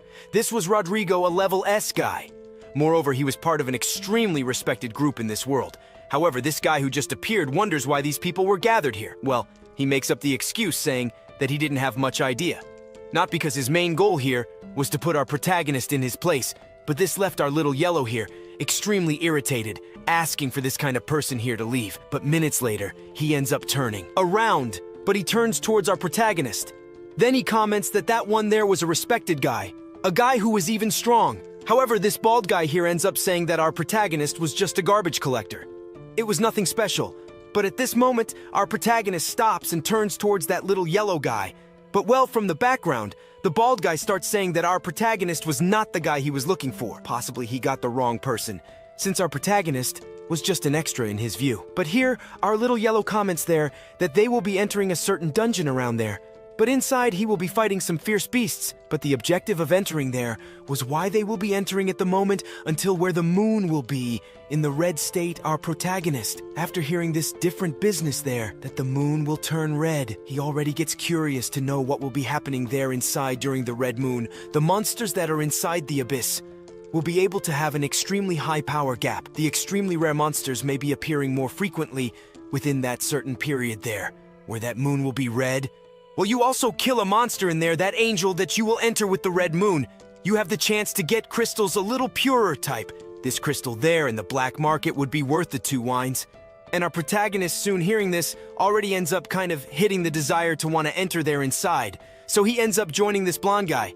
He ends up being happy, and here he is happy that our protagonist joined him. So at this moment, he would already be preparing for them to be able to enter the first portal. But at the point he talks about this, we see a guy in the background appearing. But this one who just appeared points in the direction of our protagonist. Well, he would recognize our protagonist already, so he turned as quickly as possible in the direction of the one who had just appeared. Our protagonist, of course, didn't want him to discover him. So as soon as he saw him, he simply put his hand on his face, pushing him into a darker corner nearby. As soon as they arrived in that corner, he asked him to let go of his face.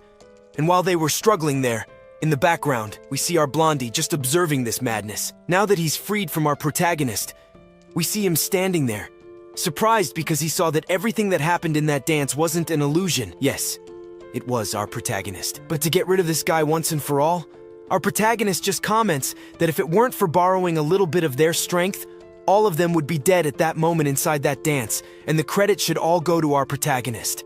So the blondie appears and asks if our protagonist already knew this guy. Then our protagonist tries to refute, saying that he never saw him before, but he's an acquaintance.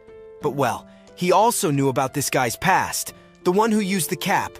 He betrayed his friends, and surprisingly, this guy who betrayed almost everyone ended up kind of having a good friend. He goes his own way from there, but our protagonist begins to wonder how he managed to get out of there. Well, then he begins to explain that after betraying everyone and blaming everything on our protagonist, he did the following. He personally went to their union to try to reveal that our protagonist was guilty of it all, but it didn't work. He ended up receiving all the blame. He was going to be arrested, I don't know, for a few years, but he realized that if he stayed in jail, his life would get bad afterward, so he ended up spending all the money he had to pay a fine, and then he was free. But thanks to that, he ended up losing everything.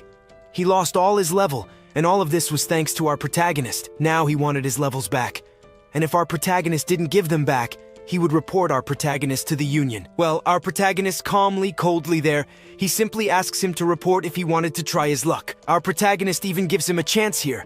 He just gives him a single chance to do it. Well, he would succeed, but the rest might be history for him. But after these basic threats here, our scene is cut to another place. Here we are already inside the portal. We can see in front there a red crystal.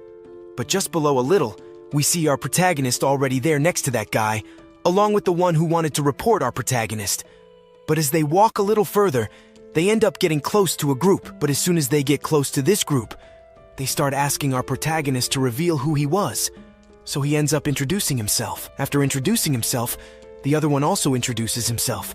He was a first-class mage called Xian, but knowing that our protagonist had an extremely low class, he approaches our protagonist and comments there that it was not necessary to mock each other, because in reality, everyone has a trash class, but here they should be equal in everything, because their goal was always to make money, and within this gel, they can do it. What they need to do is unite to be able to form some creatures or farm some crystals that will be inside some monsters they will capture. But well, at this moment here, he comments that this was his band and his group, that they will be following the strongest, so maybe he was possibly the strongest. The two mages in the background didn't hesitate.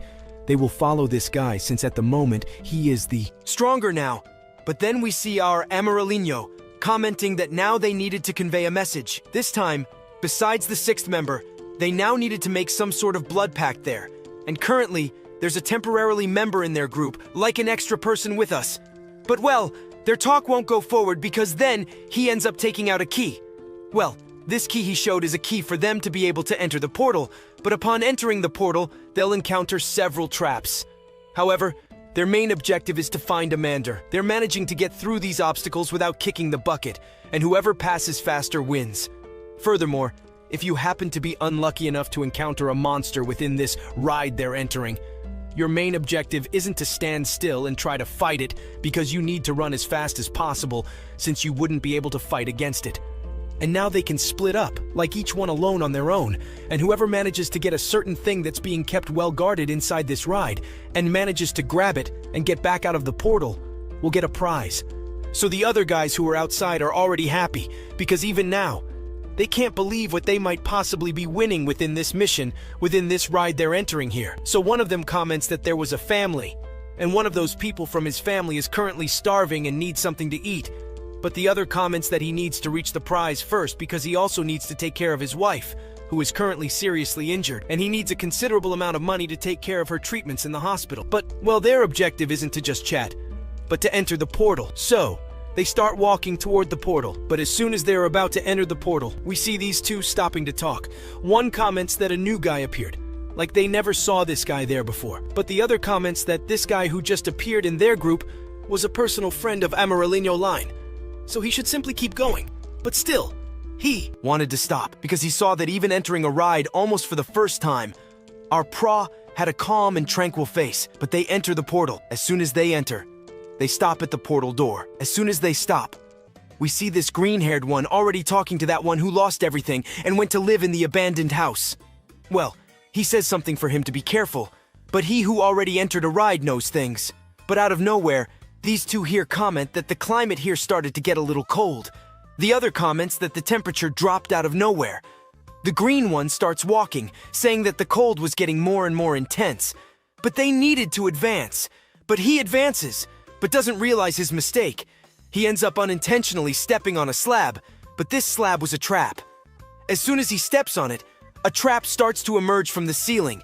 It was a big axe. Our protagonist notices, but the green one doesn't notice at this moment. So, realizing that he could get dragged up, our hero simply throws a stone at his head. This stone just pushes him. He falls to one side while that axe falls to another. As soon as he falls to the other side, he feels a little pain in his head while he stands there trying to understand what just happened. His pain gets worse and worse, but our pra is surprised at how reckless these guys are in these places here. So, they start advancing further into that ride. He keeps advancing and comments that he's very lucky, but then he starts advancing again, but he steps on another slab.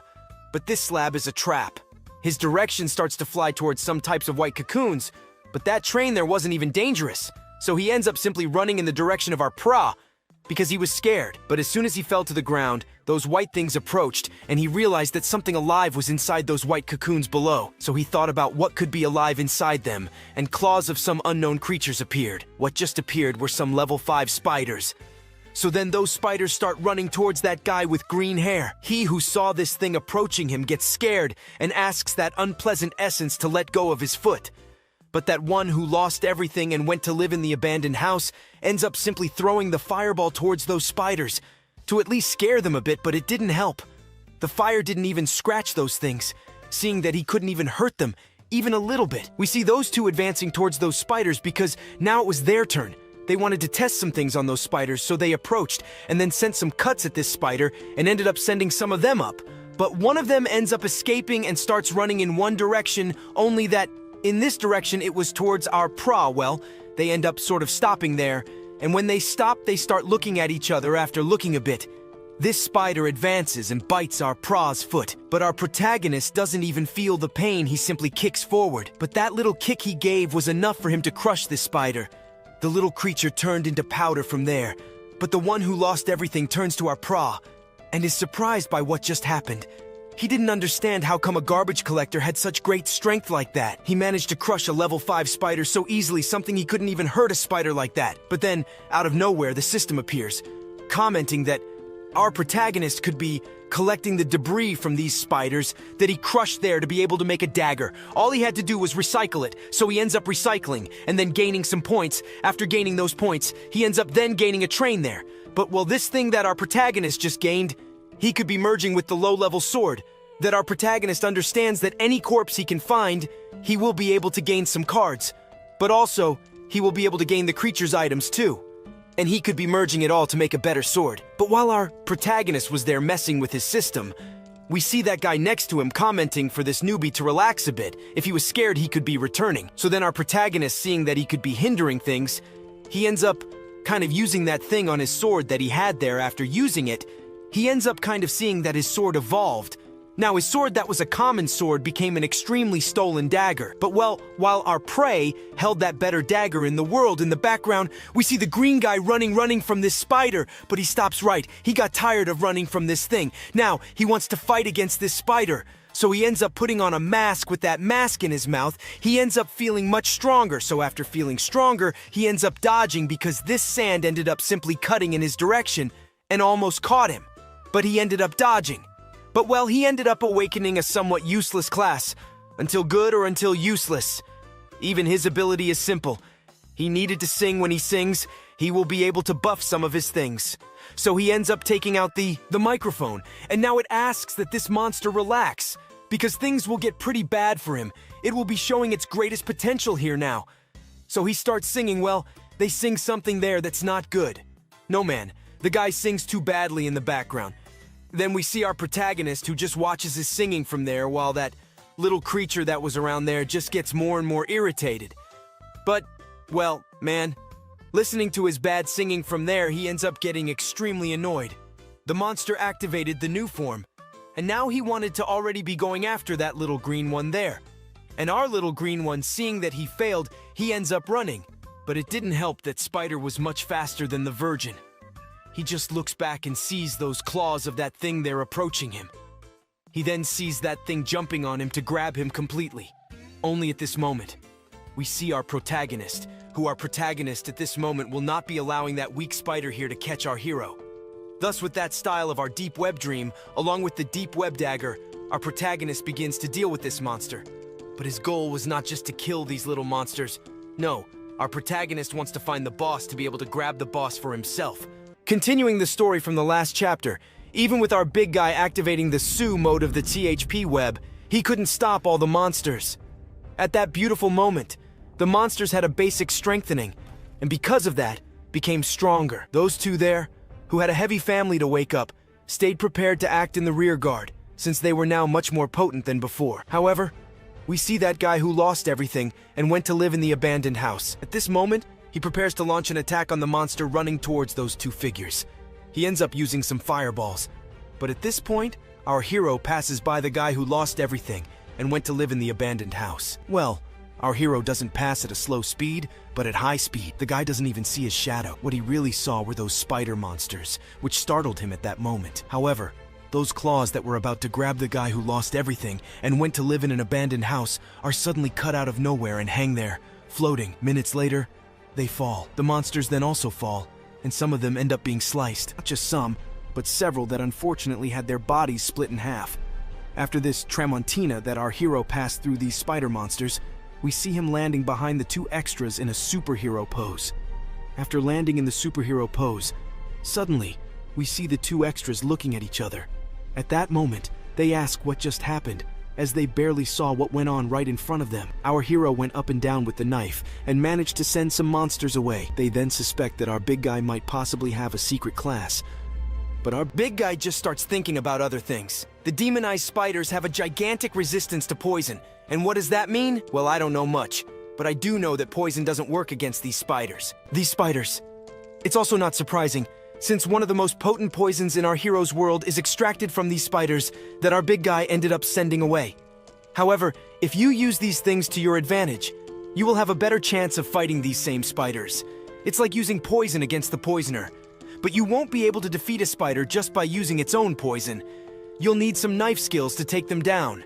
While our hero is amazed by the potency of these spiders' venom, we see the two in the background still believing in the potency of the barbarians who faced the spiders and defeated them easily. Well, these guys think that the one who defeated the spiders was our top-notch singer. He even believes it was him, but upon thinking, he realizes it wasn't. He just used some small buffs, but it wasn't enough to send the monsters to their graves or anything like that. While that guy was receiving all the credit from our protagonist, from another place we see our big guy commenting on a few things. The abyss monsters have a small intelligence to distinguish their target as enemy or ally. And what will this change in the battlefield? Many things. This ability allows them to choose whom to attack and whom not to attack. At that moment, our hero stops to look a little closer. Looking closely, he realizes that they will use the same strategy. Run and counterattack at the same time. Our hero then heads in that direction, while our big guy stands still, thinking about a few things. Hinking about it, we see this guy here commenting that the monsters suddenly decided to run and retreat. This was just one of the first 4 floors, and there was still a lot to explore. But at the moment, our PR didn't want to imagine what might appear a little later. He could be discovering new things then. He wondered if he should spend the things he was earning by killing those monstrous spiders, but he decided not to spend them. Instead, he converted them into some points. And in the end, our protagonist ended up accumulating 27 points in his system to distribute to his stats. But he thinks about keeping a card as a kind of space, and decides to convert the remaining 27 points into BP points, which ultimately gives our protagonist 54 BP points. Our PR could use these points for many things, but the scene shifts to another direction, with those extras commenting that the monsters suddenly decided to run away. They intended to run from this place so they could move up to the next floor. So he lights a torch, and being the group's leader, asks everyone in his group to gather in one corner so they can move forward together, aiming to go as deep as possible into this dungeon. The group follows, since they had no intention of retreating. And besides, our hero thinks he won't trigger any more traps since he was easily defeating all the monsters. At least, that's what he thought. Our PR thinks he will be up to a lot at the moment, so he considers following them, but he feels lazy. However, looking to the side, he notices something strange.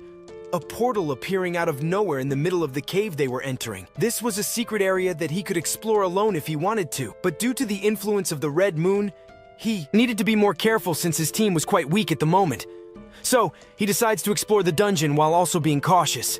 He ends up summoning a blood nightmare, that little thing our hero dealt with last season, and since it literally copied the person in front of it, our protagonist appears in front of himself. Before heading on his adventure, he asks his clone to follow the group and not lose sight of them. The clone understands and follows the group. Moving forward, we see the 10/10th singer asking what was happening since he wasn't following, but the clone is the one following.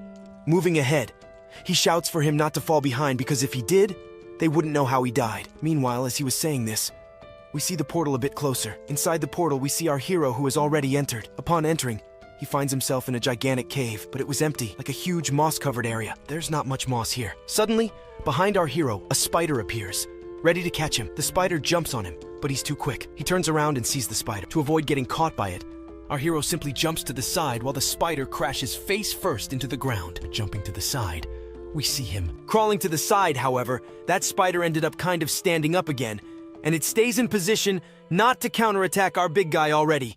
And it didn't take long for it to launch a swipe at our guy, but he was too fast, easily dodging that attack.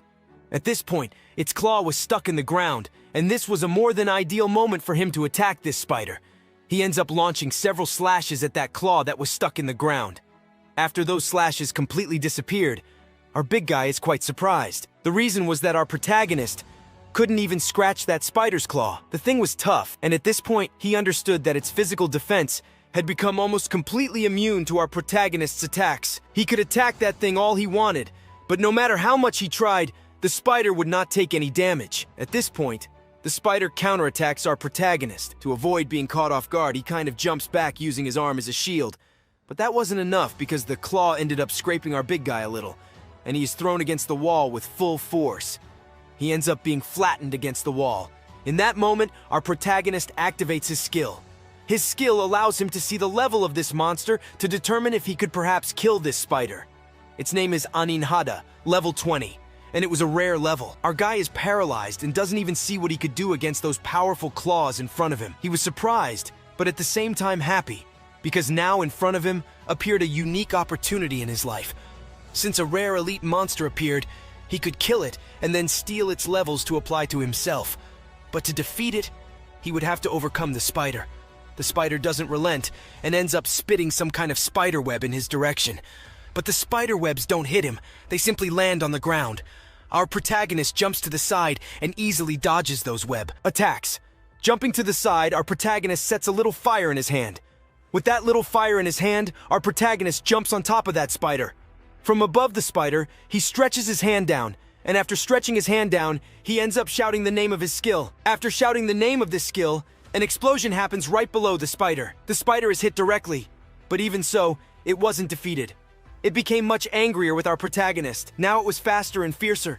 It throws spider webs at our protagonist, but our hero wasn't dumb. He managed to dodge them.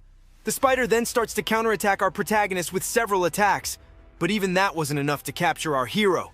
Running from there, our big guy ended up discovering some things about this spider he was fighting. It had extremely high resistance and immunity to fire. So in the end, our protagonist discovered that he couldn't use his attributes to his advantage there. In this case, our protagonist would use other things. He approaches that spider, which was spitting webs in his direction but missing easily. But there, he wouldn't be using weak powers to kill this spider.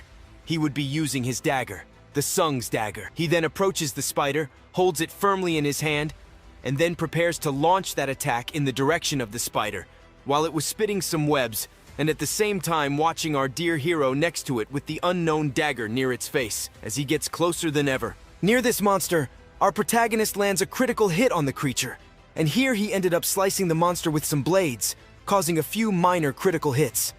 The monster simply jumps in pain, and our protagonist lands on the ground. However, on the ground, our protagonist is happy to know that some level 5 spiders had a massive defense against poison. In contrast, this level 20 Brood Queen's poison resistance was extremely low. Even a tiny bit of poison could bring down a monster like this one. Our protagonist is surprised that what was created by her offspring became her weakness here in the game. Our protagonist begins to realize that the reason this spider had a significant weakness to any poison was simply because this boss spider had changed its way of living. She used to hunt, but she abandoned her title and left it to her children to handle. She simply stayed in her brood while being fed. But the most ironic part of the story was that our protagonist used the same poison that her offspring produced, and that poison was taking down the queen herself. From one point of view, this was quite sad, but for our protagonist, it wasn't so sad. At this moment, the spider began to get irritated with our protagonist and started to prepare some webs to throw in his direction. Our protagonist is surprised, eyes wide, as he sees those spider webs approaching him. Normally, he would be able to dodge this attack, but the spider was clever. She spun her body, causing the webs to follow him in the direction he was trying to escape. In the end, our protagonist was captured by the spider. He was immobilized and couldn't move a muscle.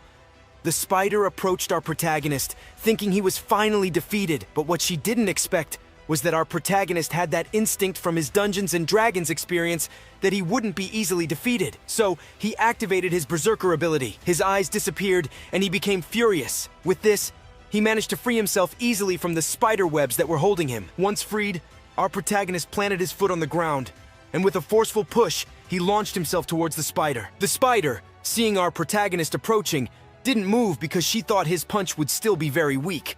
But this was her biggest mistake, as our protagonist managed to land a full punch on the spider. This time, it wasn't just an ordinary punch. He managed to crack the spider's carapace. He not only cracked it, but managed to pierce the spider with a single punch. Thus, our hero easily finished this battle against the boss spider. As soon as the boss spider was defeated, the system appeared, delivering some rewards to our protagonist. One of them was a new ability called Berserk Mode, which significantly boosts our protagonist's attributes. He would be able to avoid any type of attack, even if someone had high resistance. Our protagonist could ignore that resistance and be nearly immortal in a fight. However, there was a downside. If he used this ability, his health would gradually drain until he died, or until the duration ended. Most people would choose a better and more reasonable class, one that wouldn't lead to their death. So, our protagonist begins to think hard about whether he should choose this ability, knowing he would face many more monsters. Strong and extremely high resistance is the proof here. That monster our protagonist just killed. So, if he chooses the option of Star Ping, our protagonist will undoubtedly be able to strengthen his basic, but his health will be drained, and this was a side effect he didn't like. He could choose this class, allowing our protagonist to have broad advantages on a battlefield. This would even be advantageous for our hero. Our protagonist doesn't think much, he simply chooses. Now that he chose Star Ping, with these two small axes here, our protagonist will be able to harm those with strong resistance. If someone has extremely high resistance, our hero could easily overpower his opponent. Yes, he is suffering a lot, but since he chose these two small axes, several cards appear in front of our hero. These cards were the reward he got after killing the spider, but here he ends up choosing this card here. Upon taking a closer look at this card, he realizes it's actually quite good. If our MC takes it to the surface, he could sell it for a high amount of money. He could sell it for 15,000 or so, and the advantage would be obvious to our hero. Oh well, he simply then thinks of recycling some of those cards, because our protagonist only had one option, sell one, and the rest he could use himself. So then those things exit the system and move toward the items on the ground. While our big boy was devouring everything that creature on the ground had, we see him wondering what kind of ability he would gain by fully training this creature beneath him. So, when he manages to fully train that monster below, he gets a new card. This was the Nyata Mother card he just obtained. This card our protagonist unlocked was a card where he could summon 4 demonized Nyatas to fight by his side, and its evolution also depends on combat experience. The more he fights, the better the character of our protagonist becomes. But our big boy is already happy about one thing, because he saw that this monster can choose its own evolution, something our protagonist had never seen in one of the monsters. But while he was surprised, the scene here is cut again. Well, it's cut to another direction, but we then see that guy there, the same one who is part of our protagonist's team. He is happy and sad at the same time, because they least expected to maybe find a mine in the middle of the abyss. The other then suddenly starts commenting that to make the situation better or worse, they are in the time of the red full moon, which means that the crystals right in front of them are of extremely high rank, and they could sell these crystals they found here for quite a high price on the black market. And the same one even agrees because, in the market, this thing here would be worth a fortune. But suddenly, an extra pulls out a sword, and this sword he just pulled out could totally wreck the place where they are. But that guy who lost everything, went to live in the abandoned house, simply grabs him by the collar and yells for him to stop being stupid. The money they could get from these crystals here could allow them to live their entire lives without ever needing to work again. And he ends up thinking that handing all this over to the government was the last thing he wanted to happen. But to make the situation worse, he comments right there that they wanted to take the money for themselves, just in case the government found out, and it was very likely that they would hunt the guys down. They would take everything from them, and in the end, they would discover this cave. And maybe in the end, they would discover everything and take everything for themselves. After all, this is a kind of teamwork. Their goal is to capture everything here and deliver half to the government. Well, that's what they thought. We see this guy who lost everything, who went to live in the abandoned house, simply start grinding his teeth because he sees that these guys who were part of his team were a bit stupid. He ends up thinking that these idiots weren't worth anything. And moreover, since they are inside a cave, why not take these fools and throw them into a trap to be devoured by some monsters there? In the end, he could keep all the money since he didn't care about this money at the moment, as he wanted to share it with the government. So, he wouldn't mind kicking the bucket here. But at this moment, he stops. And there his eyes start to open a little. Near his face, a little sweat starts to come out. And then we realize that our protagonist ends up devouring him in the end. Well, all that just happened were his thoughts. But this would really happen to him if he did something stupid here with this group of extras. If he did something wrong since our PR was right there next to him. Besides, he had no level left. And he then thinks of something. He wanted to gather money and get some cash in any way. So he looks at a crystal that was right there beside him and even thinks about taking it, since by getting that in hand, he could buy some high-quality equipment in the end, and that would already change his life a lot. So, he approaches one of the crystals that was there. As he got closer, he ends up grabbing it. Then he thinks he should get some parachutes, since he had gone through all the trouble of coming down to this place. However, he ends up kind of triggering a trap, and a trap gets triggered. A beam of light comes from the bottom. The group of our protagonists stops, but a beam of light goes through the two of them, passing between them. However, this thing ends up hitting a guy from his team. This guy got hit, it filled his face, and the creature immediately fell to the ground. As it fell, we see the one who lost everything wondering what the hell that was. But while he tried to figure out what it was, we return to that portal. At that portal, we can see that thing our protagonist just got from the system. Then our protagonist realizes that it was level 1. But even at level 1, it was enough for our protagonist to evolve a lot, since this little creature was strong. However, the system comments there that our protagonist could level up that little creature below by making it grow just using those BPD points. But for that thing to be able to fight on the battlefield and at least survive, it needed to be at level 5. He comments that he wanted to put that thing in a battlefield as quickly as possible. He wanted to leave that thing fighting in front of him since he couldn't use many of his abilities. So at this point, he thinks about using some points to level it up. As he talks about this, we see the happiness of our little creature. Then our protagonist ends up giving our little creature some DPP points, eventually leveling it up. Now it was the silk spider, thus becoming an apprentice. Our protagonist needed to make it stronger. Story continues after our protagonist unlocks that new pet for him, but then cuts to another place. Here we are shown the group of our prota. We see that guy who lost everything. Looking at his companions, one of them was lying on the ground, Lazul. This one there screams the name of his companion. After screaming, we see in the background our guy, who lost everything. But he says that what just happened was a small accident. But this, in the other's view, was not his face, was already irritated. Then he turns towards the guy who lost everything and grabs his collar. He gets angry for seeing that his companion died, and this was all because of his greed. He was a guy who gave everything of himself to be helping his family. Now that he's gone, it's very likely that everything now for him will be quite bad. But all this was because of this guy, because he ended up providing them with some really bad luck. But this guy who lost everything gets angry with them because he is getting a scolding, but he comments that it was nothing like that. No, because he just wanted to be getting money everyone wanted. But what he really wanted was to get rid of this group of his, because he saw that this group of his were just some guys who were getting in the way of his plans. So then he raises the knife and comments that he will now have his beautiful end here. The guy puts some fire in his hand to try some things there, but one interrupts him saying that it was not worth messing with this thing, that since he had already lost so much, it was no use fighting anymore. At this point, he tried to do something already with them, but at this moment, an unknown shadow ends up entering the cave where they were. But he, upon entering, starts clapping. He comments there that he had good taste. His vision of wanting to just get money was a vision. Even good. Then he even invites this guy there who has good taste to his guild. There was always more space for one person. Then his companion already approaches his boss and comments that down there, the pet's body was still warm, and it was still worth recovering. Some things besides accepting this guy and his team would be too much of a hindrance. The guy only thinks about money. But the blonde guy turns to him with some weird talks. One of those weird talks was about someone there who would always go inside the Angel Dan, but his goal always in an Angel AD was to fight to the death to get in the end money. With money you live life, and he had good taste money to live life beautiful. But what he was doing here, maybe it was not something to do, since at the moment they were capturing crystals that only appear once a year. That happens when there is a red moon. And then he pulls that guy who lost everything close to him, and he starts with new talks. New talk was the following: to be able to capture a crystal like that, it was necessary to have something in return. Something quite powerful, or something quite humble for yourself. If you take a crystal, something of yours will be taken away, or in a more explained and simpler way, death. Thus we can observe a gigantic armor approaching near them. They end up being surrounded along with our protagonist. They see the situation that they will have to be fighting against these creatures. Since at the moment, they give some options to our protagonist and his group. The option was to just stay there collecting the crystals.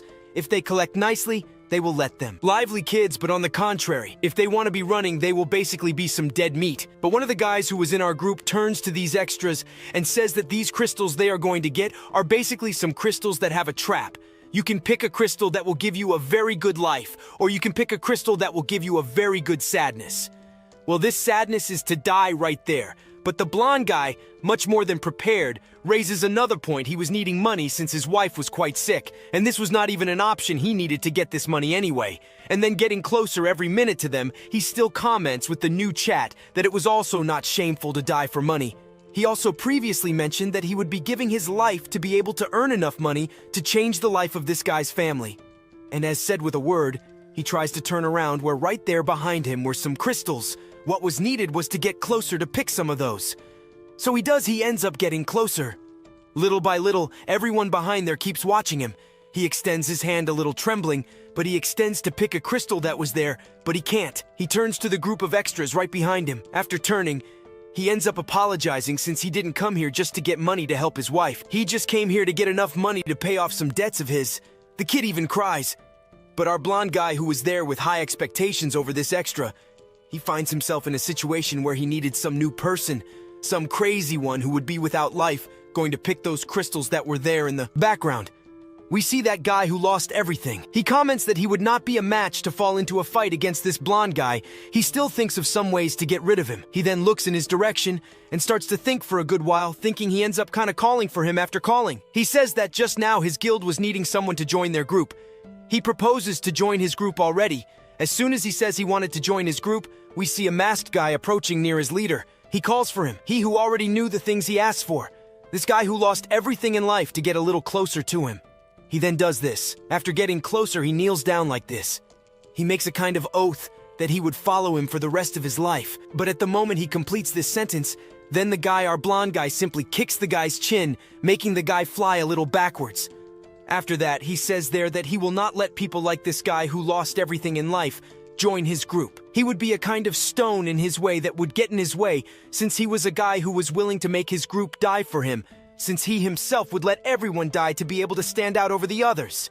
Then he screams there that he will let him die there. Since behind there was a Necromancer who was our protagonist, he asks for the Necromancer to control this guy right away so that he could be collecting the crystals peacefully, and the money would all be our blondie's soon. In the background, we can observe something happening. Our protagonist ended up switching places with that little creature that summoned him before. Right after switching places, he understands the situation. This guy here, who was thinking about approaching to get rid of that blondie, is stopped by our protagonist. Our protagonist asks him not to be so harsh, so he couldn't get too close to that guy, or even try to make some gaps. At that moment, he asks to let him handle things, and asks him to stay back since things from then on would get a little more dangerous. But collecting crystals for our protagonist was the most normal thing, so he would be collecting. At the moment he says he would be collecting the crystals, we see that unknown guy approaching near our pro, preventing them from moving forward. He asks that this trash not get so close to these crystals since our protagonist, in his view, was a failure. But our protagonist just puts his hand on a crystal nearby. As soon as he puts his hand on that crystal, he pulls it up, making that masked guy there run in another direction.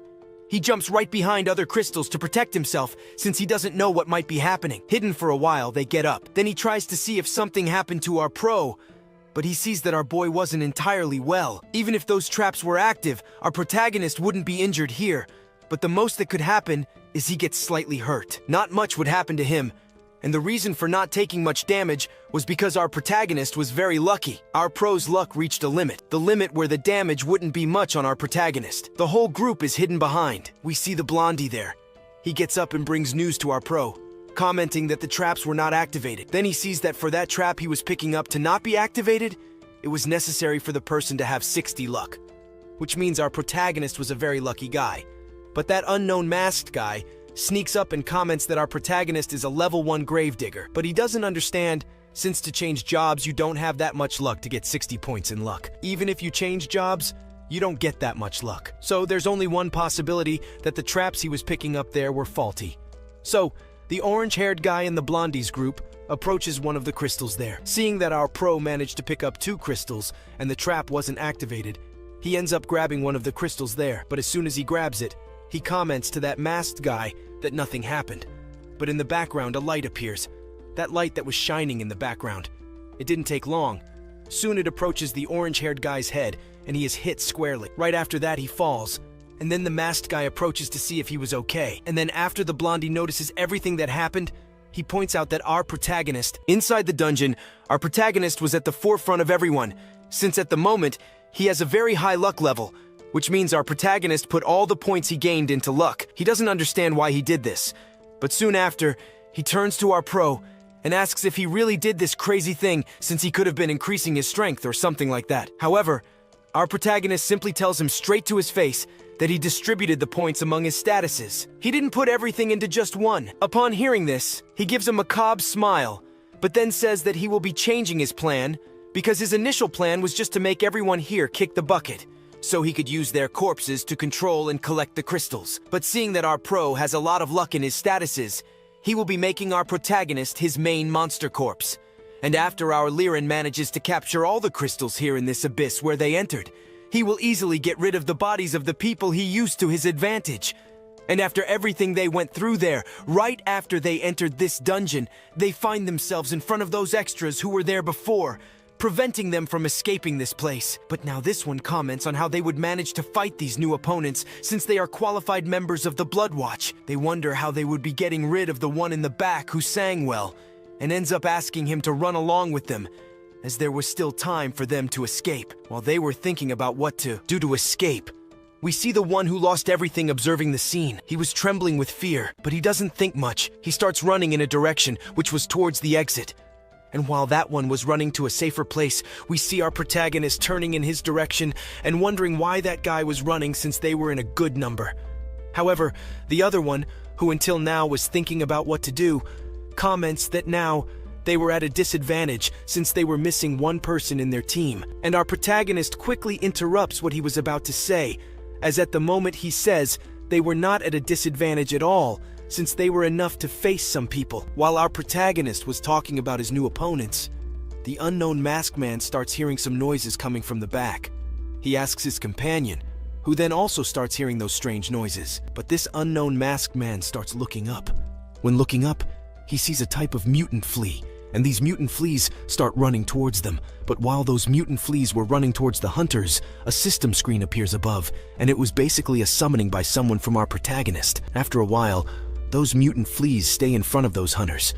They stay for a good while staring at them, and while those spiders were staring at those new opponents, we can observe in the background that guy. That sings well there. He saw now that he was more screwed than ever, since there were some quite strong opponents.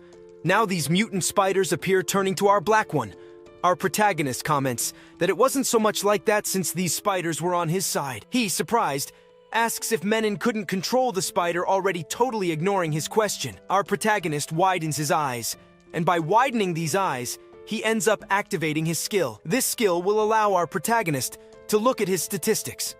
When activating it, he manages to see the statistics of this unknown masked guy. He was a level 20 Necromancer, but also right below was a level 17 Berserker, and a little further down were 2 hunters who were just observing in the background, but both were level. But after that was the Paladin, who also had a reasonable attack level. Our protagonist, right after observing their levels, thinks that the fight from now on won't be so difficult. He thinks he could be winning this so easily. But the problem wasn't these little monsters, but the other one. He couldn't kind of see the statistics of this blonde guy, since at the moment the system comments that this guy here was basically at the same level as our protagonist, or a level quite similar to his. While our protagonist was there looking at his statistics, we see the blonde guy commenting that our protagonist is a very surprising person, since he could be controlling monsters. He was a good guy to join his team, but our protagonist, on the contrary, was already thinking of methods to be defeating this blonde guy, since he thinks that maybe he is not at his level, but rather a superior level. But he won't have difficulty to win. Perhaps this thing in a 1v1. But after a good wait, the blonde guy ends up shouting for his group to take care of these monsters, since if they weren't level 10, they wouldn't have difficulty for their hunters, since they would easily defeat them. But there, he asks them to be careful, since in the fight there, they couldn't be harming those crystals. The crystals were a gold stone, and they didn't want to lose that.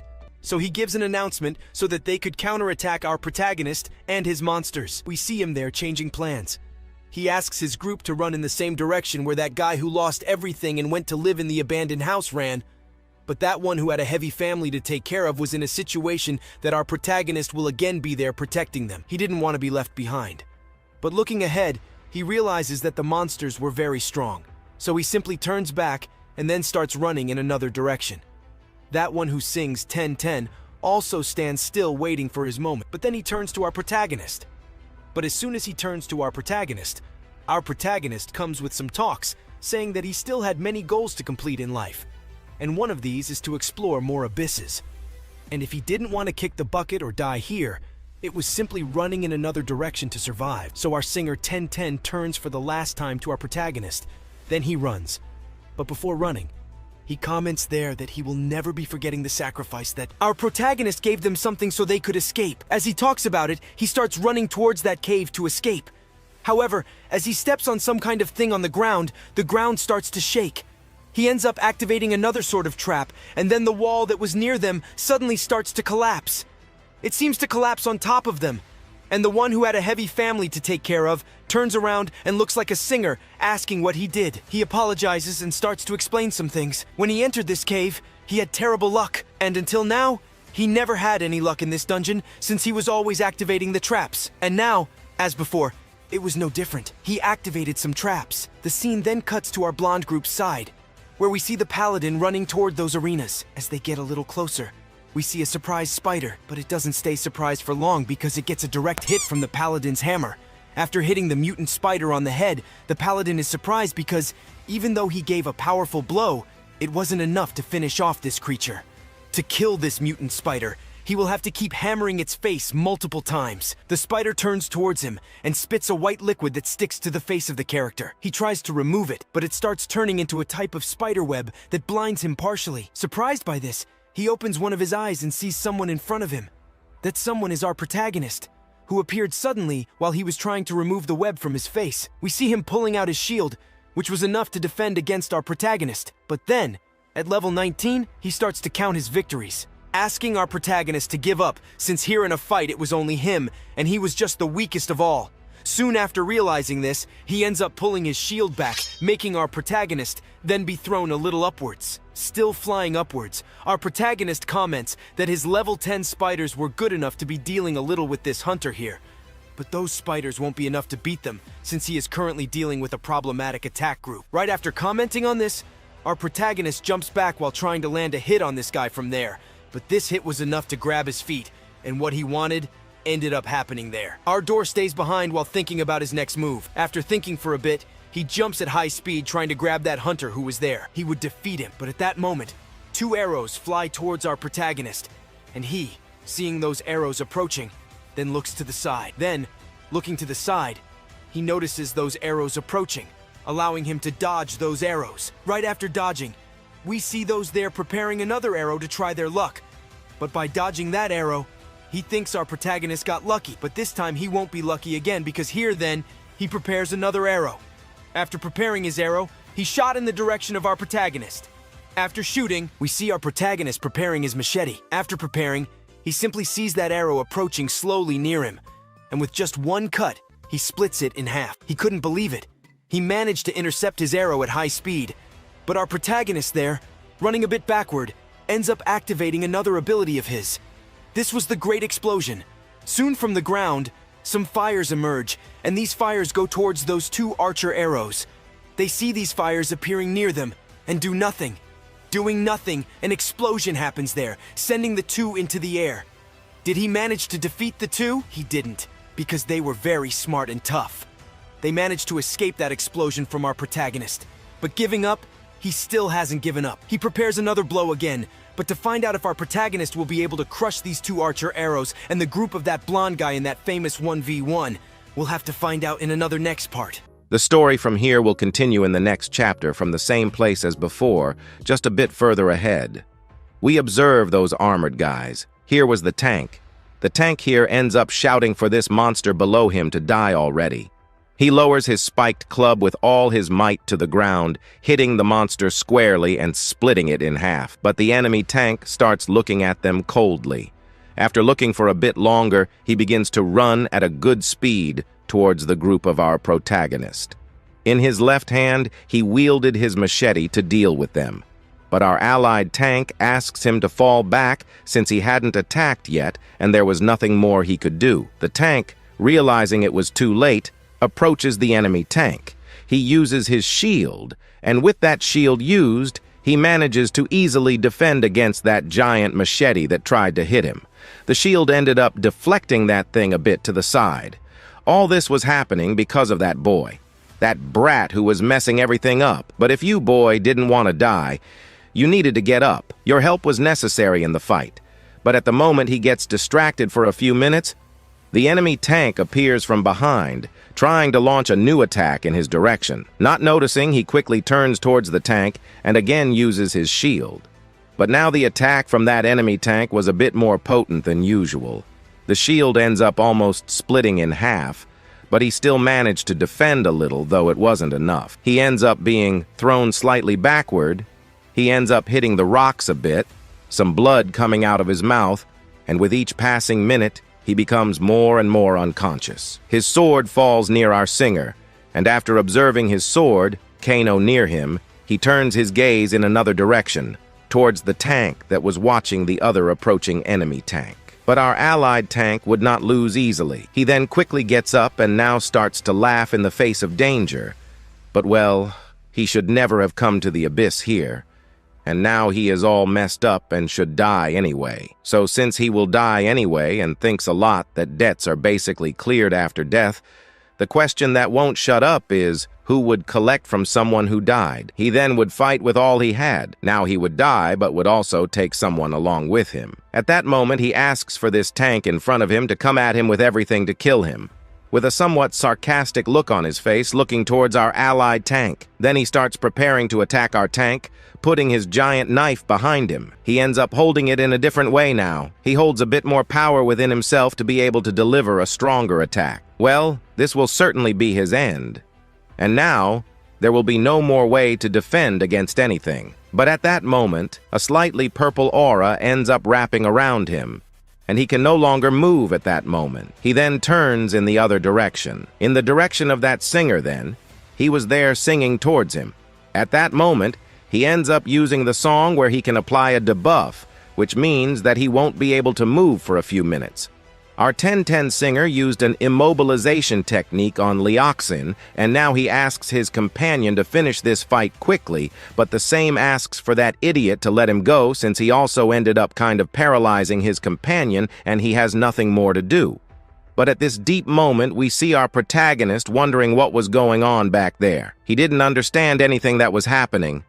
But from up ahead appears a mage. Even if you have some hidden and quite powerful skills, basically there is a limit to everything, and your powers will not be able to support your battle sooner or later. And certainly the strongest mage in the group will be ending our protagonist. But the ability he used to summon monsters ended up consuming a lot of his mana, which means he doesn't have much mana there to use. And he also used his clone, which consumed a lot of his mana. So, not understanding what was happening anymore, he ends up pulling from his system a glass of mysterious water, or rather, baptized water. The protagonist takes his straw and ends up drinking a little sip, and while that mysterious mage wonders what kind of drink that was, it doesn't help anymore to drink anything or whatever he wants, because his end was decided the moment he entered the battlefield. The most powerful mage will be ending our protagonist in the blink of an eye. At this moment, he has a unique ability. This was the Necromancer's ability. An S-rank ability so powerful that no one in the world can defeat him. Even if his opponent or monster is totally torn apart, he can revive that thing, and that thing will be fighting with full force. The monster controlled by his necromancy will not basically give a step back, and his small toys are not basically easy to dismantle. Our protagonist, drinking his last glass of baptized water, basically understands what was happening, and it was very understandable that now his mana ended up kind of flowing back into him, which means that he has all his previous mana now. He then summons those recycling hands, and the dead should rest in peace. And what he will be doing here now is just doing the basics. He then asks that mysterious hand to suck those corpses from the necromancer there. Thus, it is done. Those mysterious hands go towards the corpses of the creatures, and they are sucked into our protagonist. Now that everything was totally taken into his dimension, the surprised mage wonders where his corpses went and what kind of ability our protagonist used. But he doesn't have much time to stand there thinking about life, because at this beautiful moment, our protagonist ends up making a small jump. But the jump was enough for him to reach his opponent's face. Hitting his face, he manages to perfectly land a more than beautiful punch on his face. Hitting the mark, he is thrown back a bit, falling in front of that guy there, our Blondie. However, our Blondie at this moment was there grabbing one of those summons from our protagonist from before. But that summoning wasn't much for this Blondie, as the Blondie with one hand made that summoning tremble. Yet with a small movement, he explodes the stump of that monster. But here it wasn't surprising, since those tricks of our protagonist were to be admired. That caught his attention a lot before, and it was no different now. But here, people a little less capable of having a good life come into the dungeon to get money, to have a better chance of having good cash to live on. But these people enter the dungeon 100% well. However, people like these always end the lives of these new players or hunters. But people like these who treat human beings like dogs or pets shouldn't basically have the right to be alive there in front of our protagonist. But this caught more than his attention. Even demonstrating his power, he was still against his will. Poor people should follow his orders, and they are his subordinates, so he can do whatever he wants. And now he will also show a bit of his power to our protagonist. But before he can complete his speech, he ends up looking to the side, because there, one of the guys ends up begging not to be killed, because he just didn't do anything. He just tried to defend himself. He was that guy there who was trying to stand up to that enemy tank of his. But at this moment, our Blondie ends up making a proposal. He basically proposes for this 10-10 singer to follow the Blondie to escape this dungeon. But it was at this beautiful moment that we also observed the tank asking not to fall for that stupid talk. Since at the moment they fought against this opponent, it was basically a death sentence, meaning he has no other option. Following them one way or another, they will be training him, dragging him up at any moment. But on the contrary, he doesn't take a step back, no. He continues to say that he was there just as a supporter. He wasn't strong or weak, but he will be taking care of some things. He can only give a tiny bit of support, but that's enough. We also observe from another place the Blondie laughing at our protagonist's face. He laughs at the sadness since a companion abandoned him, but our protagonist also starts laughing. This wasn't basically his point. He didn't know what was happening. So everyone has the right to enter the abyss and also get out of the abyss. For that, they will have to make some choices, and our protagonist also made his choice here. Since he made his choice, our red one also did. He will be fighting here and will not take a step back either. He pulls out a small hacker and also prepares a punch to attack our protagonist. Well, he not only prepares, but also lashes that punch on the arms of our big guy, but his punch wasn't so strong. Just a little bit in this play, he is thrown back a bit, hitting a rock there. Thrown back, our protagonist realizes that this blondie was stronger than he imagined, right? I thought that one punch and I would finish the fight, but it's tough. However, also following his instinct is the strongest creature he has ever encountered. Sweat ran down his face, but minutes later he widened his eyes. The reason was that this guy appeared right in front of him, but now a little more serious, with a punch ready again. He runs towards our protagonist, but if he were caught, he would be in the worst shape in the story. So he ends up jumping a bit upwards, jumping up. Our protagonist dodges, and that guy hits the ground, cracking it completely. Looking up at our protagonist, he comments that anything in his way was just something to beat up, as his goal was always to beat up anyone. But from another place here, we observe that he sang, so he didn't believe what was happening. His eyes were possibly deceiving him about what was going on. Waking up a bit from reality, that enemy tank of his ends up giving him a kick to the face, waking him up, also shocking him a bit to the side. Yes, falling a bit to the side, he ended up with his hand on the ground so as not to fall completely. With his eyes a little open, he realizes that his end has come. Well, there's nothing more to do. The tank was already raising his knife up. The guy was down there, unable to do anything at the moment. Next, as that tank was about to finish off our singer, 1010 appears from behind that tank, asking it to attack his companion. Holding him from behind, he asks him to do something. This brat was always getting in the way. However, this wasn't the moment because next, that enemy tank turns at high speed, and with a simple cut, that tank ends up cutting the chest of his tank companion. He is thrown back a bit, but still falling a bit back. He shouts for that P to do something, anything, to help the team since now he hasn't done anything, just gotten in the way. He was the group leader, so he should do something, and his power was great. While these things happen, he crouches lower and lower. The little guy died while the other just watched the scene. Before, he had accepted the proposal from his group leader because he was level 3. Moreover, he was more than adequate to be the leader, and what he thought the most was that he wouldn't have to deal with monsters. So he accepted the proposal more than gladly. But now he will have to deal with the consequences. At that moment, he just thinks about what he should do since he considers himself just any loser. He thought about revealing to everyone that he was just a weak guy who couldn't even deal with a weak level 1 spider. So he ends up falling to his knees, crying. He ends up shouting that he was just a simple noob, so he begs for mercy, but it didn't help, because in his direction, we see that his enemy tank is getting closer little by little. As he approached, he ended up having some memories of a former companion who said that he was just a weak guy. He here didn't manage to cause any damage, and he only managed to gain experience because he used some buffs. It was no use at all, since the buffs he used only to hinder them at the most effective moment, so he asks to leave his team. Soon they then advance, and at this moment, their sad down only just accepts the proposal that he was just a useless noob. Only there the scene Geno's cut to another place. At this moment, we see him in a square. Only in this square appears an unknown person, but this unknown person, guess who? It was our little yellow guy. At this moment, he appears making a proposal that he has a job, and if he was looking for one, he could be joining his team before he can accept the proposal. He only comments that he is level 3, a weak guy. That didn't matter that much. Not then. At this moment, he ends up being interrupted his sad chats there because he shouts for him to drop negative things and just join his team. Because soon, looking a little there to the side, we see our protagonist there still lying on the ground, depressed.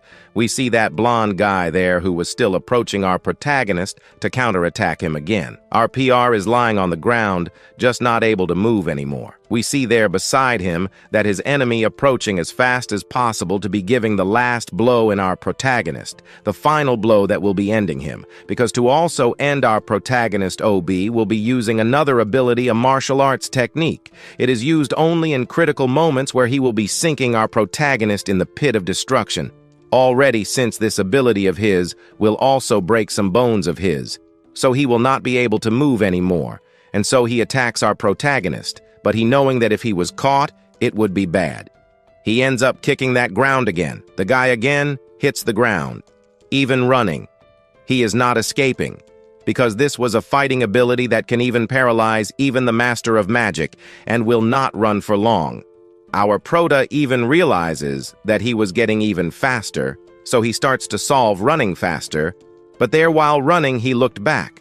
But while looking back, he wondered where he would get a guy who had a DSB ability. Well, after thinking a little here and there, he remembers that he does have that guy there. What do you think the Nozao then? Thus widening his eyes, he runs in the direction of our singer 1010, and thus fighting against that his opponent. He calls for our Zoo, aka that our singer 1010. He then looks in his direction asking what was that. Our little yellow throws our protagonist in his direction, not being able to do anything. He ends up falling on the ground now beside our Zoe. We see him there, wondering what was happening but lying now closer than ever to the singer. 1010, our protagonist with crazy talk. Certainly it was useless to try to get rid of the weakness of the past and also of his incompetence of the past, only that our protagonist always dreamed of being able to reach the peak of power, so he ended up achieving half of it. But before he can be achieving this real hacker of our system, he was just a guy who was disappointed by everyone. Everyone underestimated our protagonist. Also, everyone was refusing our prota in any kind of way. The team, however, cannot be trying to run away because being weak was not something you should be afraid of. What you should be most afraid of were some things roasted. The little creature suffered. He was even ambushed by some strong monsters, but there he realized that his heart was basically very weak. That same monster that captured our protagonist was commanding him to drag himself up in minutes, but he refused. He refused to want to lose. So there, at the last moment, he used his last broken machete to try to get rid of it, but it was useless. The beast was much stronger than him, but he would not give up. He then tries to deal a critical hit, and he manages to do so. He ends up hitting the monster in the eye, and by hitting the monster in the eye, he manages to defeat it. Now, with it lying on the ground, he stands over this monster and cannot believe he actually managed to kill a high-rank monster. He was just a loser that no one wanted on their team, and it was here that he found the strength to take the first step. At this moment, he stands up and wipes a bit of blood from his mouth. Now he comments that he was preparing to become the king in his entire life, even if he were to become a garbage collector like he was before. Trying to understand why he should go back to being king, he then looks in the direction of his sword, because if he does not get stronger, he will be dying. Compared to the previous zone, it was better to disguise and avoid fights, but he always managed to escape. However, now he wants to change these thoughts a bit. He wants to get stronger, and he wants to defeat strong monsters, increasing all his glory. That's when that tank appears, saying that this was a joke because the mere level 3 support would not even be able to scratch his level 17 armor. He would stand there and ask this weak level 3 guy to try his luck at scratching him, which he would not be able to do anyway. So, our 1010 singer grabs his machete in his hand, but he throws his machete to the side. The tank, not understanding anything, simply sees our singer pulling his microphone from his system. After pulling his microphone from his system, he tries to show him a new poem. This is the poem of the Great Disappointing. As soon as he comments on this, the tank widens his eyes, and not only does he widen his eyes, but also that blonde guy there. He widens his eyes and wonders what was happening. At this moment, our protagonist receives some buffs there too. Now, our protagonist has found the best and biggest debuff in the world that anyone could be seeing. Then, right after that, the system screen appears to our pro, showing that his system status has increased. His defense increased by 15%, his speed at the same time, his resistance, and also other things increased by 15% more than before. So at this moment, he ends up summoning a blood nightmare. After summoning the blood nightmare, it heads towards the ground. But in that direction, there was also the tank. However, that thing ends up sticking a little inside him, but not noticing the new clone of our protagonist. We see from behind our pro, but it was not our pro all this time. It was that clone. That clone then ends up grabbing him a little, and he makes a few turns with his tentacles, causing the tank to be unable to move anymore. At this moment, it might be his end, but for us here, in the previous chapter, this guy was caught by those tentacles of our protagonist. But at the moment he could no longer move, he asked for time and begged to at least be kept alive while he was grabbed by those tentacles. We observed that singer of ours there, who was just watching him screaming on the ground. He screamed in pain, but at the same time he looked while the enemy tank fell into the slime of oblivion. On the other side, he ends up seeing our hero here, Kaino, hand in hand against that blonde of ours. He asks for our protagonist to die soon, but it was no use. The creature was smart. But still, even managing to hit him, he wouldn't suffer much damage since our boy didn't have a gigantic amount of magic within him. His body's regeneration speed was much faster than the damage received. So at this point, he couldn't be idling like this. He prepares to launch himself at his opponent, dagger in hand. He goes all out. But his opponent, with just one punch, stops his movement. But he doesn't stop there. Qing passes his dagger near him, hitting the guy squarely. He couldn't dodge, but looking to the side a bit, he's surprised to see that his armor wasn't working since he was pierced by that dagger. Only then does Qing comment that the stealth technique was basically one of the best he learned. He manages to ignore any type of defense, which was really useful for this moment. But still, he has that buff from his companion, so at this moment he goes all out at him because Qing wants to finish this fight as quickly as possible. So he runs, but our blondie simply finds it incredible how this was getting more and more amazing. Holding his dagger tighter than ever, he passes it beside our blondie, but he dodges the movement. But after 20 years of training, how could he lose to a brat like you with these little skills? He then starts to comment about this, landing a punch on his chin, launching him backwards, and now here he will show him his opponent what the difference in power martial arts can mean. Several paths. You can follow a unique or different path that can also be changing the course of the battle.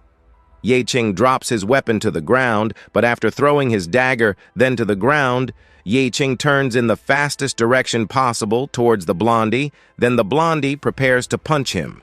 Both punches from both. They end up colliding. A shockwave recoils through all this area where they were. Qing, minutes later, looks regal, because upon seeing our happy blondie, Qing comments that he really didn't like this kind of weak skills. So in his whole life, he decided to put all his points in destructive power. The breaking fist of killings he uses here in Qing, throwing him as fast as possible in another direction, passing between our singer and that tank fallen on the ground. After this, he ends up hitting with all the strength on the wall that was there. A wave of smoke arises there, but minutes later that smoke dissipates, and from the middle of it, he ends up emerging there. Qing stands up then after getting up the scene, already shows us the blondie, commenting that he was too dumb for trying to show his small strength in front of his strength. Qing spent 20 years using all his points in brute strength. Going mano a mano, you should never bet on a fight against our blondie because you will always lose. And at this moment, then our MC is seeing that he could really lose, and ends up putting his hand in his jacket that was almost all torn around there. Then now he asks the system to add all the points in, strength 2, and at this moment the system appears adding 176 points in strength. His muscle ended up growing, making the guy much more buffed. The blondie then wonders what was happening because it seems now he got a little stronger than before, and also now he realizes that by adding 176 points in strength, he noticed that his muscle strength increased a lot. He gets happy with his new body, but even though he doesn't know the path of martial arts, he doesn't care about that, because his real focus is the ability to have the strongest punch. So he would end this fight as fast as possible. At this moment, he prepares a punch, but also our hero also prepares a punch too. But for having kind of activated 300 FPS of a single strength punch, he should already land this punch squarely. The punch should be enough to break some things, so the two punches from both end up colliding. But there, the blondie's punch ends up gaining an advantage, but in the end, who gained more advantage in the end was our protagonist, who here ended up managing to win the blondie's punch. He then, after receiving this punch in his hand, ends up being thrown backwards after being thrown back a little. He ends up looking at his hand. He sees that his hand was all broken. He gets surprised to see that a punch without skills managed to do this to him. But fallen on the ground, we see in the background, they're finding out quite strong. But our ends up jumping on the blondie while the blondie was there on the ground, totally knocked out. But to knock him out once and for all, Ye Qing jumps on top of him, grabbing his face. He starts wanting to test some things and also comments that there won't be much time for you to be shocked since this battle should want to end as fast as possible. Like this, looking at Ye Qing, he can't believe what was happening. But going back like 8 years ago, the young blondie, who here ended up kind of being recruited to participate in a group, he was just a kind of collector too. But unlike our protagonist, he just picked up the equipment of his companions and cleaned. But at one moment, the one with yellow hair had a dream of joining a strong guild. And this one here was the unique opportunity since he had it. And if the one with yellow hair could prove his worth, the one with yellow hair would be able to finally become an official member of his group after cleaning the equipment a bit. He follows the path facing an extremely overpowered boss, but at this moment he stays in the background, just observing if he can't prove here that he is competent.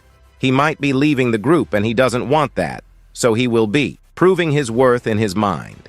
He imagined a type of hero who would run towards the monster and defeat it with just one punch.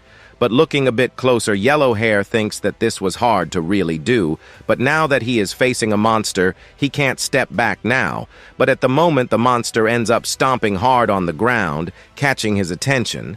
But it was too late, because the monster grabbed a type of club with its hand and smashed it on our blondie. He fell hard on the ground. At this moment, he ended up being completely knocked out. But minutes later, he ended up waking up, but now he was in a kind of futuristic hospital, where he ended up discovering that he had almost completely broken his bones. He couldn't move well for a long time. But also this here was a laboratory. But for some reason, they were looking for a person who had specific DNA. And well, this blondie had the specific DNA they were looking for. Yellow Hair here, by coincidence, will be able to have that good life living for a few more years, but the bad news was that he would be becoming a Rasta mist. So the days pass in front of a type of unknown place. A crest ends up falling in front of him. A guy comments that now he is worthy of joining his guild. So he was welcome in his group. Now he needed to place this crest on his arm to move forward, and so then he should follow their orders like a little dog. But now happy he asks where his team was. But his leader comments that it was no use anymore, those bunch of weaklings ended up all dying, and this was the proof he needed to pass, since in this world, you will be easily swallowed if you can't prove your worth. You will be treated like trash next. Then he ends up waking up. A system screen appears, showing that his defense had improved a lot. The destructive power increased a lot at the moment. He facing his enemy. He is surprised about this. But here then, he ends up observing to the side, then his opponent preparing a punch. But this punch seems to be slow at the same time strong. So he ends up being hit full on. After being hit full on, he ended up being dragged a bit back, but falling he wouldn't, because then he ends up putting his hand on the ground, holding a bit stronger on the ground. He stands still. This was the essence of the magic crystals also. This was the solidified energy and the surging magical power during the blood moon. These pure magic crystals are extremely powerful in this short period of time. So at this moment, he places that in front of our blondie also now. Because of the monster organs transplanted in our blondie, he ends up also being able to absorb the magical power of this crystal. And by doing that, he ends up for a few minutes or for some moment being able to have greater strength than the boss of this floor. But at this moment, when he talks about this, a system screen appears above him. Hint. This was a new boss that had just been detected. The new boss that our Ye Qing will have to defeat was ready to fall into hand-to-hand combat against him. But also at this moment, then the system appears giving some tips to our pro-Ada. The basic mode ended now. He will be entering exhaustion mode for 30 seconds. He basically really known as a boy-level monster, because even the system classified this guy with the power of a superior boss of this dungeon here.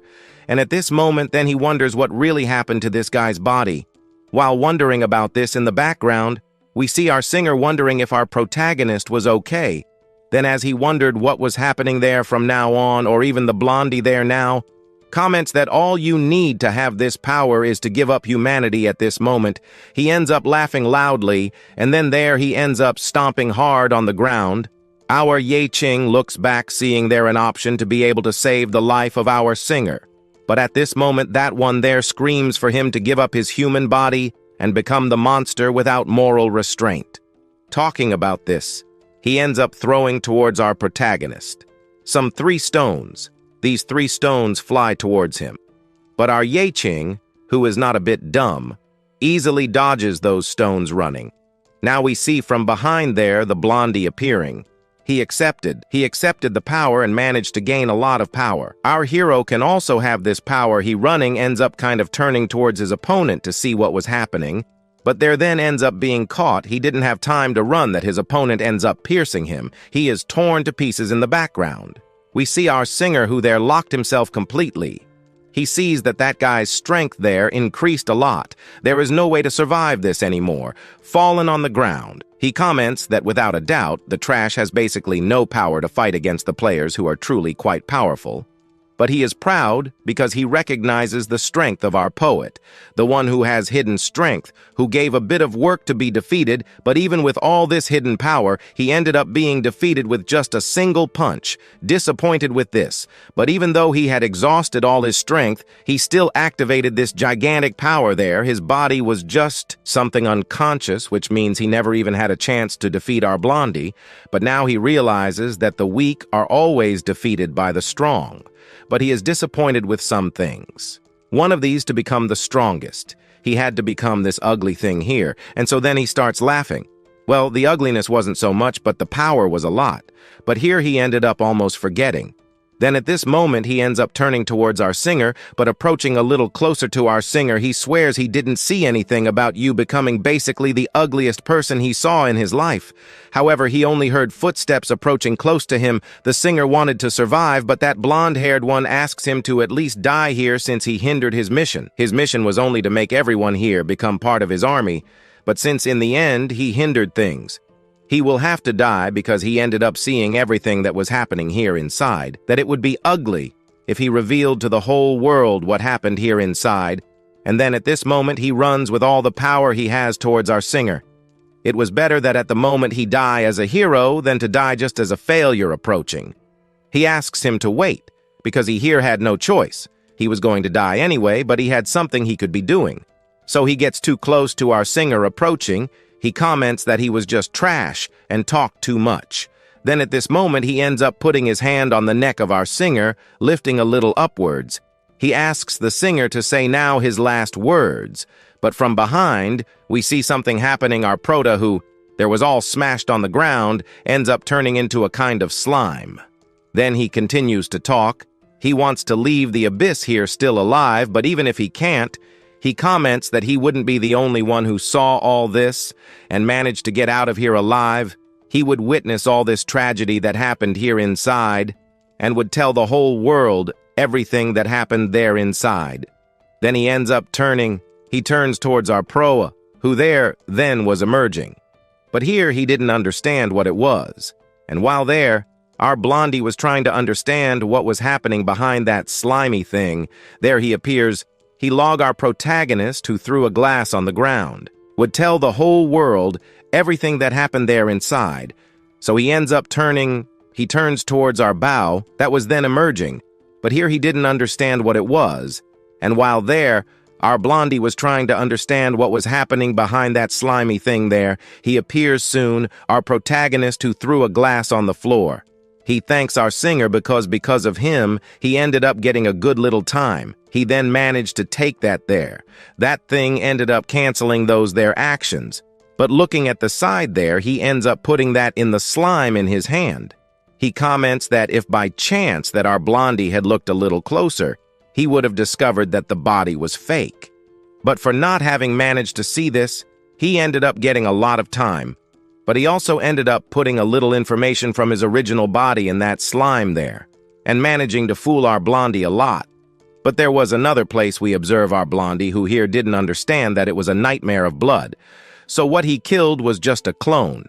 He gets sad, but at the same time he gets happy because he would have a second round. Another place here in another scene. Ye Qing interrupts our blondie, commenting that the price of these superhuman powers was too heavy for him, and although Basar's combat skills increased a lot, the strength power of our protagonist, he ended up paying the price in the end for being too confident in that. The strength power gives a lot of power indeed, but also gives a gigantic exhaustion. So starting to walk towards our blondie, who is now a monster, he comments that his body ended up confusing the powers. He ended up taking the human limit and mixing it with the power of a monster.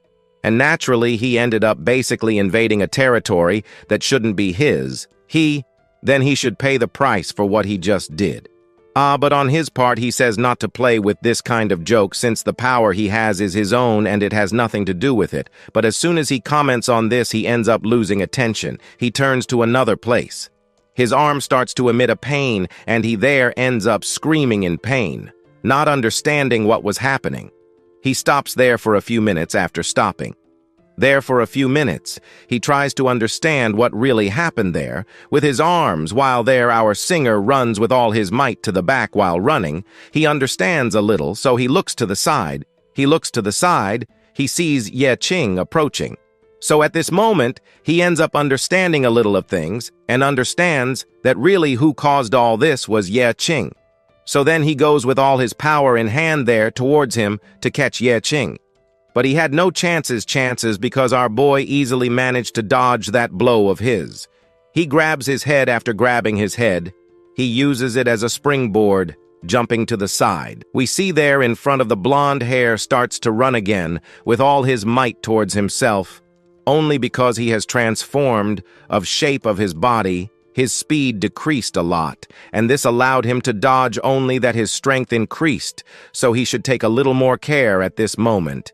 Ye Qing only just wanted to know one thing. Wanted to have a weapon. He cannot fight hand to hand against a brute force like this without being able to find a way out from the background. We observe our singer who there in hand, he was carrying something he calls for King, who here just received an attack in hand. But he uses his arms to defend himself after defending. He looks to the side looking, he sees there our singer who here asks that King hold his dagger. He then sees our singer throwing his dagger in his direction. It almost hits him, and Ye Qing easily grabs his dagger in the blink of an eye, grabs that lemon he prepares for. He prepares to finish off this new character. Our story today is about our gravedigger, who ended up receiving firsthand his dagger. That kind of fell before there in the middle of the fight with that brother. Now he observes in front of him his opponent appears. The blondie then already goes with all the power he has, hand up to our protagonist, but now he possessed his dagger there that he received from his friend. Now with his dagger in hand, he defends himself from the attack. The blonde-haired who tried to attack our hero. Then he realizing that the blonde-haired was very slow. He then manages to get behind him. Now already knows from behind, our hero takes his fish and lifts it up with a little push. He ends up passing in the plot, weaving on him. The cuts were made on him right after it took effect on him. He ends up jumping back. But now our yellow one is surprised to see that our hero was giving a lot of critical hits, only that this was not true, since he ended up adding some points in his agility that allowed him to be a little faster, but this was not enough already, that now his goal was to finish off our hero, and the guy even becomes crazy. Even asks to be humiliated, because if he did that, his death would be faster, maybe worse than the others, since his own existence was superior to theirs. Right there, then at this point he goes then with full steam to our hero hitting him. But he dodges only now from behind. He is surprised to see that he was feeling superior. In his hand, fire starts to appear already. Also, now that in his eyes, here currently, he is 100% monster. So it means that he can do whatever he wants now. With this guy in front of him, he then hits right on a fire that had brother there in his face, landing a blow. He paralyzes a bit there after stopping. He looks fixedly in the direction of our poet. But this only makes him more and more irritated, making our blondie become basically now, at this moment, a complete monster. He becoming a type of Godzilla Hulk mixed. Well, he became a little stronger, but the beast is crazy with blood in his eyes to catch our big boy here. But now that he stopped to look there, he realizes that he can no longer save him since he has delved much deeper into that power of his. He feels worried, but our gravedigger here understands that now he can take. But this was the fight already since he hears the voice coming from the abyss.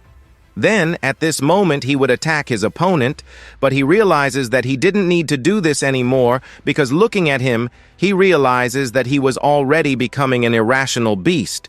And here at the moment, he was attacking the air. The crazy guy he didn't even see at which point he should be attacking. But in the background, we observe then there that our singer 1010 realizes that he went completely crazy, so there is nothing else to do now. So now it was our chance, the chance to finish him off. But at this moment there, while they were watching the blondie every minute getting crazy in the head, we observe in the background there our protagonist approaching his leader, but at the moment then they thought in doing something, any tiny thing, and the system appears, saying that they needed to keep the boss here alive, but he wonders what kind of thing was that, since even if he does nothing, his own team wouldn't let him live. If by chance there came all that just happened, seeing the face there of the beast turned into a little monster, even quite ugly old. But at this point he realizes that if by chance there he completed this mission, he would receive some good and rare rewards, so he should try to do it. But he asks to remember some of his words, because already remembering those words, he will be able to attract their attention. He only has 5 seconds. This was quite enough to do whatever he wanted. But here there is no need also to be killing him. He doesn't understand why he wouldn't kill him, since here he is a monster. And well, a monster now belongs to the abyss. He shouldn't be disturbing the basic cycle of life. And also people who give up their humanity to become a monster are basically something unacceptable by humanity. But there, the abyss understands that humans will no longer want that guy there. So at this point, the abyss ends up accepting him there as a beast of its own creation, and he ends up being received with open arms. And this is also the basic regulation of an abyss. So he there transformed into a monster, heads in a specific direction, since he also heard that monsters enter the Basara state during the blood moon. But during the blood moon, what really gives is insanity to the person there who became the monster, but also this gives prison close to the person to the monster there. But he only puts his life when someone goes there to defeat him and send him to another world. He will have a few seconds to think about what he did in life. But while the beast was following in that forest, we observe from another place that one there that tried to deceive our MC. The last time he ran there. Also, he now managed to find a chest. The kid Ardor thinks that he was rich. He was made. He would buy everything house money, even women, if he jokes. But here, he thinks that his life changed from now on by opening the chest. He ends up receiving some cards. So now realizing that the equipment was good, he realizes that he was finally rich freedom equipment. New identity was there with himself. No one else in the world will be taking that from him now, laughing with the greatest happiness, as loud as possible. On the contrary, also he ends up attracting the attention of the monster of our blondie, who ended up becoming the monster. He appears there behind him, right there. But now he doesn't understand the real danger that was happening to him, but this we didn't know, because our scene is cut to a totally unknown bar. But in this bar, we observe there, our singer 1010. He is happy to see that he managed to get out of that DJO and still alive, but also left the boss inside. Maybe this would be bad. Our MC even vents soon. Then we observe our protagonist, seeing there that even if he wants to be fighting against the boss, maybe he wouldn't be able to win, but now that one, our singer 1010, gets happy for our MC right old? Since now he owes a lot to our hero. Well, he stops and thinks he understands that it was nice a little bit there just now. But looking back now, he understands that he ended up talking a little bit of b-bag about everything that happened there. So he asks to do that nothing happened. But of course not. He just wanted to contribute for the support and the strength he gave there in the most specific moment, for him to be able to fight against his fears. He wanted to repay this to our hero, and he even comes up with a kind of strategy. He asks to imagine this since he is the boss. He could be moving forward while he would stay behind, strengthening behind him. And so they would make a team quite strong, But our Emek realizes that his chats were already going in another direction, so he asks him not go into the abyss anymore like this. Only he doesn't understand what the boss was trying to say about. He didn't want to go into the abyss anymore, and then he starts to think that his ability is to make his friends around him stronger, but he was weak and needed protection. So he feels very sorry already since he doesn't want to see Zugtang there biting the dust when entering a DGO, so to ensure that he won't enter so soon. Inside a ride, he ends up putting his hand in front of him to the side. The guy doesn't understand why he was doing this. Only a system screen appears giving him 1,000 magic crystals here. It was these magic crystals that he had the most there for him. This was enough for him to live a good life for a long time. However, he could no longer be entering the abyss.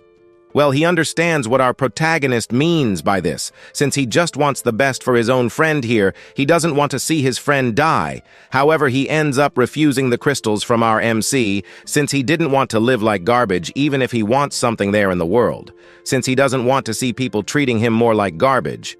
Our MC, looking at him, understands that his vision was a little more convincing, and maybe it would be difficult to make him back down there from his word.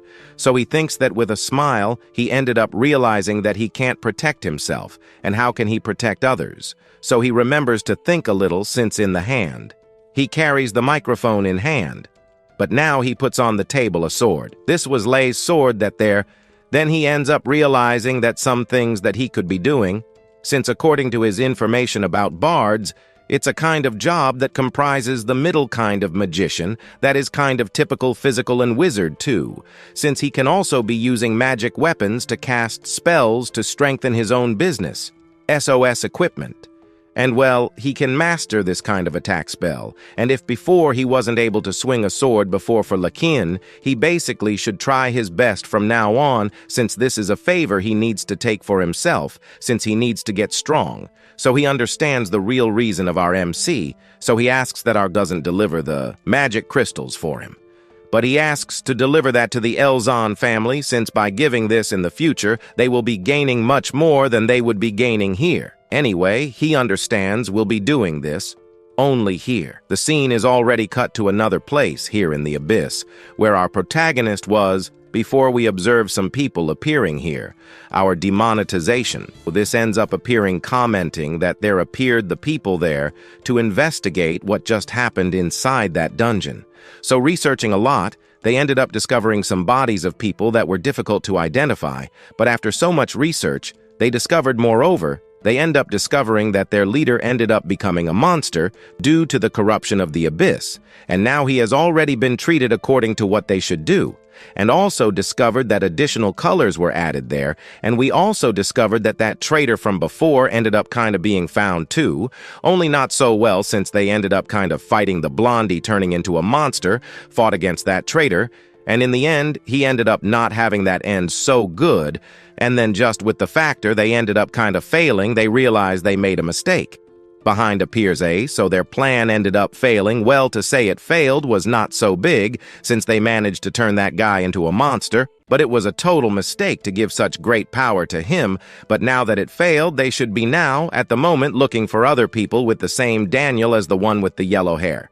There had only, while they were thinking about it, the scene is already cut to another place, since in a hospital we observed there, in a room further back, someone apologizing and he was a mean father, and he ended up kind of doing this to, be able to save himself, so in hand, he ends up putting a key to open an abyss. He needed to do this again, but this time he will do it right, so he opens that portal. A portal then ends up being opened inside the hospital. Inside that hospital, we observe a crack appearing dirty lightning from there. The people below get scared and do not understand why something like this was happening here soon. Then another extra appears looking in front of the portal. Now he understands what that was. It was an abyss portal that decided I don't know out of nowhere to appear in the middle of the hospital. Now then he shouts to get in touch there for the officers to take care of the monsters and the beast. Everything only in another place. We observe some little boys running, but he asks his sister not to look back. Run without thinking many things here, they needed to run as fast as possible. Since behind appeared the scorpion monster that then attacks him, That almost gets our hero only. He dodges it, hitting the ground completely, falling there to another place only, also looking to another place. He ends up observing his sister being devoured there by this monster, only at this moment he ends up shouting and also ends up waking up after this little scare that just happened. Next, he starts to sweat cold and tries to look at what was happening. Guy next. All this, he ends up sleeping and thinks that this maybe was a dream again. These dreams were being repeated all the time in his head, but at this moment, he ends up grabbing his necklace and almost forgets the important things he needed to do soon. Then he ends up leaving. He goes to the place where they sell flowers. So at this moment, he approaches there the woman who sells flowers. He asks for Miss Zhang to deliver him the usual bouquet. She gets surprised to see that he showed up again since he was always here buying the bouquets to deliver to his little sister who was in the hospital. Well, they had a small unfortunate attack. But there she thinks that our protagonist was a good brother only, that she starts to notice other things since he changed haircut. So he starts to chat a bit, since when he would come here, a guy would appear in front of us out of nowhere and pulls him to his barber shop, and there he started to make some weird cuts, but here he would be able to choose already the bouquet of flowers that he wanted for himself. And so then after choosing for a little while his bouquet of flowers, he ends up following the path. But in the next moment, he ends up seeing several trucks following the right path. Only that, while following the trucks, we observe there, the lady wondering why she was following towards the hospital, several police convoy trucks there. Not understanding why this. He then stops, but he understands that he was following towards the hospital where his sister was.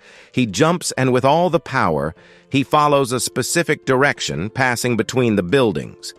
He ends up arriving at the place where he so much wanted to arrive. The police below asked to increase security since it was dangerous to let any kind of civilian enter inside this portal, but from above he appears, and at this moment he doesn't understand why an abyss portal was doing here in the middle of the city, so he ends up landing on the ground. He follows towards the portal, but at this moment the guard there tries to ask him to step back a bit, since he was just an ordinary person, and ordinary people shouldn't be doing anything here. He asks him to leave here, but he understands a moment later there that he wasn't an ordinary person, because a light emanated from our hero. Then he just lets this hero pass by him. He follows towards the portal while behind, he just watched the boy entering there little by little in the portal. But still, another officer appears scolding that guard there who let our hero enter the portal. He asks to pull our protagonist away from there, but he asks not to worry. This is a guy who came along with other people, only that he was a bit different from the people they saw before there. So it shouldn't be a good idea to mess already with our protagonist, understanding. He said it was all right. So there. So then he entering, he asks for her to wait, because his brother appeared here, just to be going there to help her. Inside this portal, and well, he will do everything to save his sister, who possibly is there inside the portal soon. Then our hero ends up entering that dimension. Upon entering this dimension, he ends up realizing that the portal ended up swallowing the hospital, transforming the place that was small into an extremely giant place. But now, looking closer, our protagonist can see cracks on the floor, which means that a type of squad of people has already come here and has already entered this place before him. But on the floor, there was an extremely expensive potion bottle, which meant that who was here inside was not a weak person or a strong person, but was a very rich person for being there inside. But he ends up picking up that bottle that was on the floor with that in hand. He asks that that bottle return to its previous form, that it return to the form that had a magical effect. Soon then the system appears commenting that the magic of the potion ended up returning, giving him 85% recovery of his MP, also giving recovery of his HP. But now looking at that bottle, he realizes that even alone he took control of the abyss. He realizes that the small zoo was in danger. So which means that he would be in danger too if they advanced. So before he can do anything, he needs to prepare as quickly as possible. So he ends up thinking about what he should do. Since looking ahead, he ends up finding many obstacles. Okay, not so many.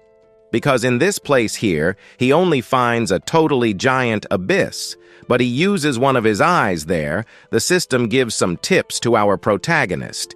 He ends up kind of finding a point, but this point just ends up leading to a certain place. But, well, right, if he enters a totally wrong place, there is no way back. So he ends up noticing some marks on the floor. These marks were certainly from the hunters who entered here, which means that they entered there. So our MC, on the contrary, will enter through the other side of the door to be able to find certain people who were trapped inside this dimension. And so then opening a passage he enters. But entering, he is not so sure how long he will be taking to be able to find the certain things he is looking for here inside. But to do his research, he will be taking a long time to be able to explore these caves and these unknown places here. Well, and besides, our protagonist realizes that he needed to be as fast as possible, since a person like a human certainly would not be able to survive for a long time in this abyss here. So he needed in every way to hurry as quickly as possible to save the person or someone who was trapped inside this dungeon.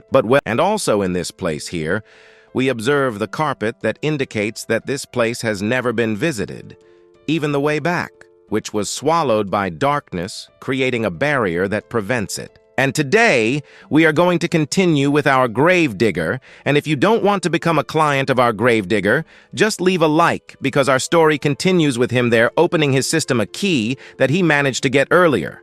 But this thing here he asks to opening on the map, but the system says that it was not possible to find a specific place that he needed to find.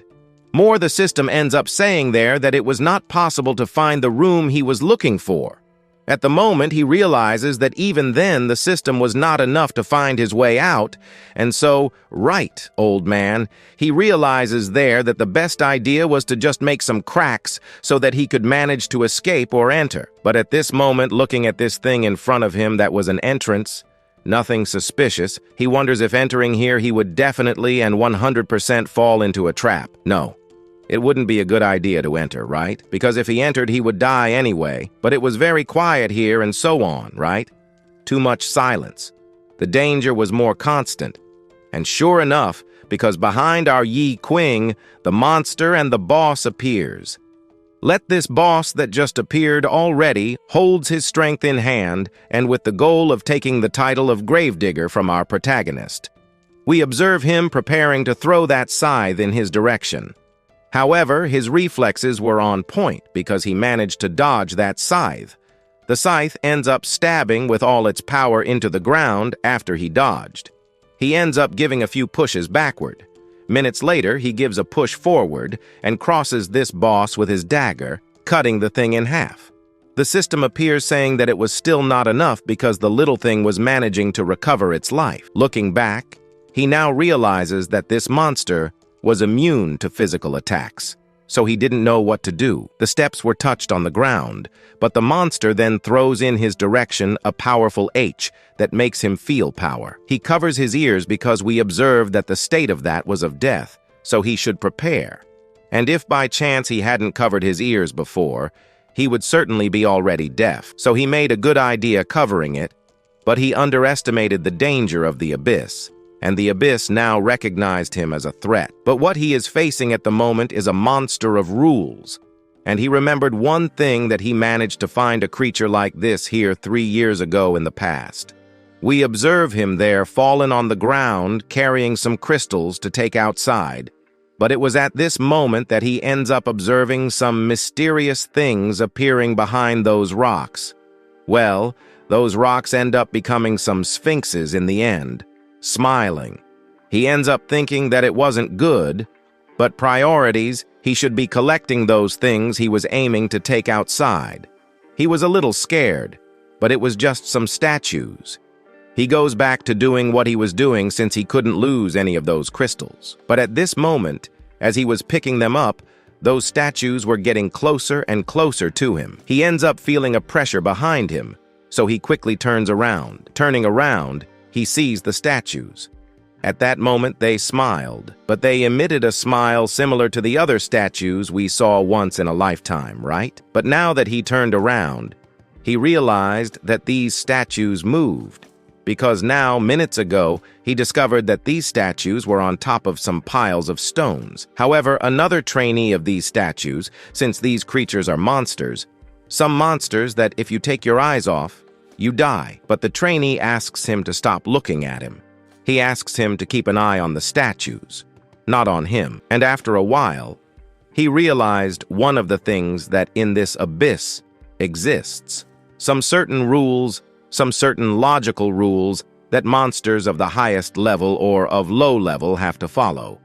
These were the stone statues of sorrow in front of our hero, and they are rank S creatures, but generally they do not attack people who have recent job changes.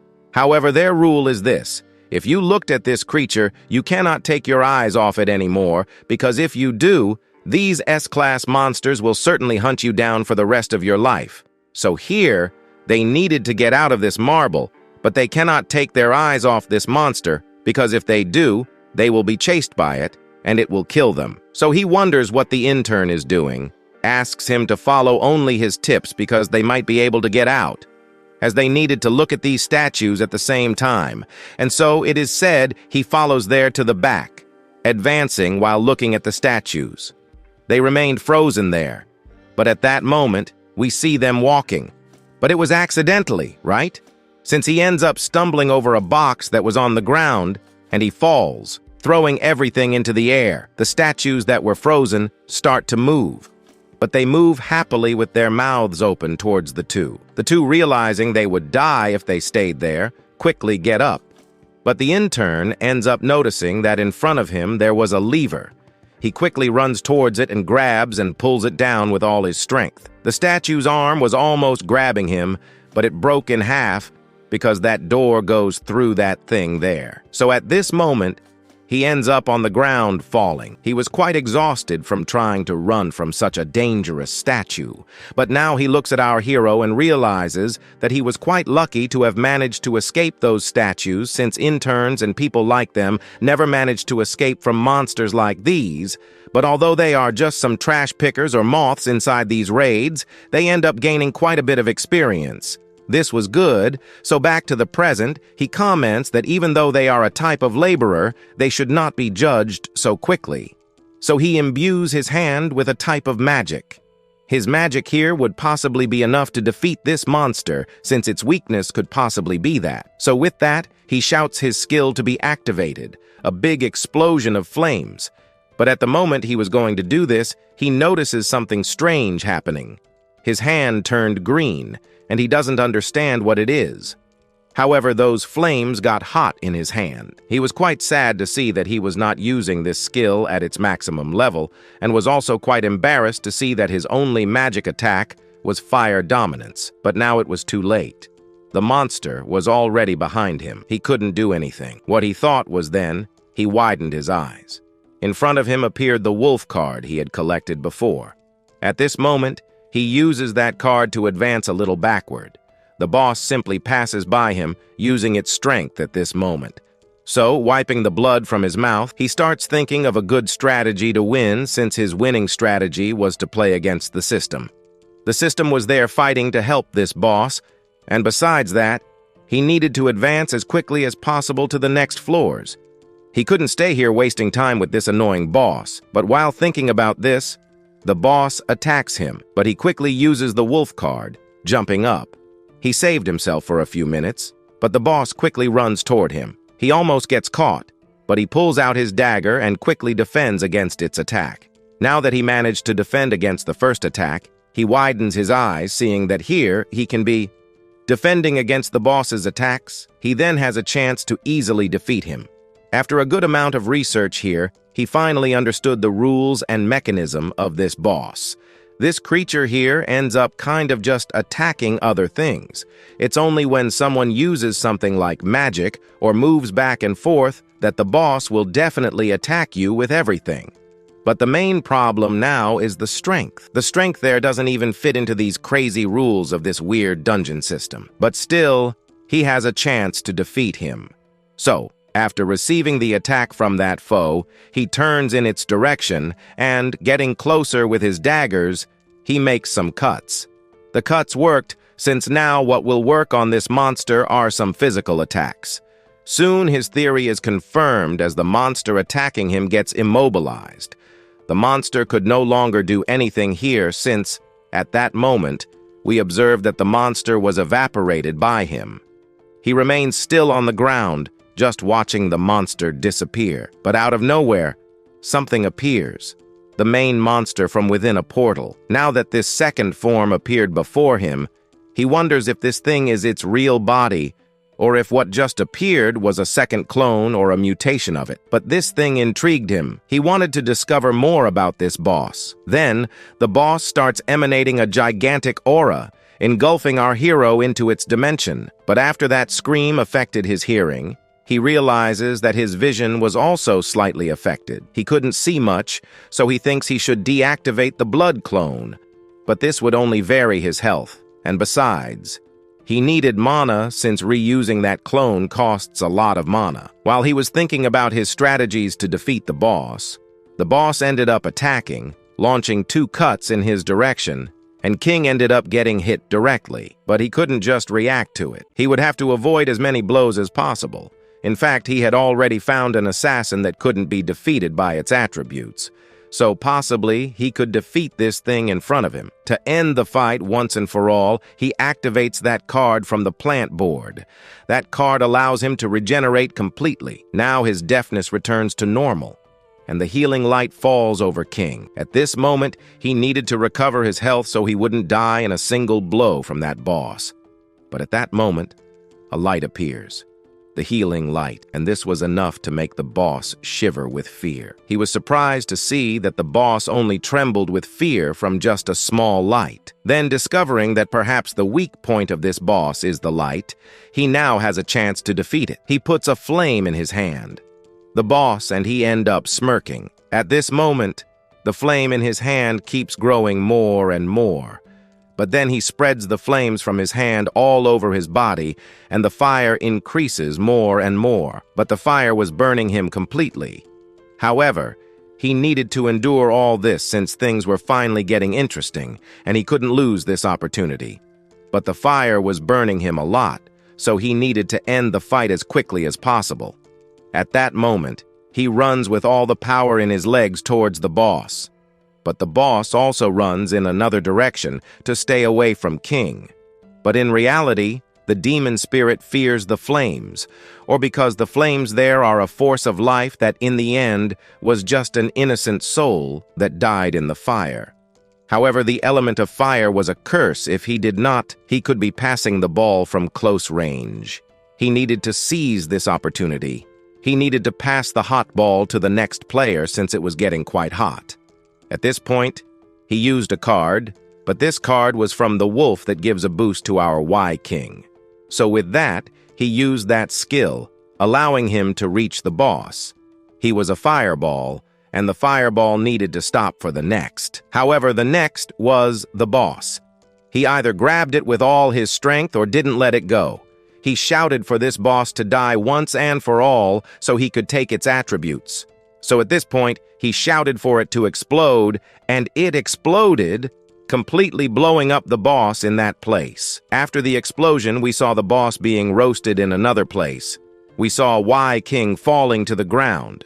At this moment, the system appeared commenting that King had finally managed to defeat a higher-level demonic demon. However, he had only defeated one of them, but he needed to defeat 10 of them. So the system appeared commenting that at this moment, Yek was at risk of dying and could not use any skills or weapons. But this was the price of victory. To regenerate that thing that was his hand, he would be waiting for a while since that regeneration sobriety needed a few minutes waiting for it to be reactivated. But he got up quickly and tried to put out the fire of the boss because he needed the remains of the boss so that our devouring system could collect it and give him the boss's skill. So quickly, he ended up collecting those remains.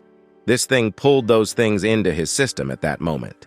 So he ended up getting an artifact, a super helper. But this thing was a demonic spirit that he could summon. Summoning it could start a harvest of forces that would deal 5 times more damage to opponents. But if the harvest was defeated, It would return to the host's soul and additionally recover 5% of the life. That was not all, since this thing also gave our hero another skill. This was the only hop where you could be immune to any physical attack or any type of obstacle that appeared. If the attack did not cause death, the user would receive the same amount of damage as the spirit had received. And to avoid selling these things, it also prevented him from selling them, since it would bind him to his soul. But this was the first time he received a different card, since it was the first time he received a card linked to his soul. The collection blade is something that can collect the souls of monsters fallen on the ground, so it can recover the main host's mana. Moreover, this thing can use any type of soldier on the ground to increase its strength and deal much more damage than initially. But the skill was good, though the cost of the artifact was that if the attack was not to kill the target, he would receive the same damage that was dealt. However, if he missed the attack, he would certainly die. Additionally, the door in front of him was turned off, allowing him to advance to the next thing in front of him. What it would be, we do not know, but before he could advance, he was already recovering his sister from that monster. He activated his regeneration, fully recovering his body. Now the clothes were recovered, and he asked Shozu to stay calm since his sister was going to be recovered, while Qing was more than ready to advance in a direction where he would possibly find his sister in a not-so-good condition. We then observe a somewhat different scene. We saw that other people were also captured by these bosses that appeared suddenly in the hospital.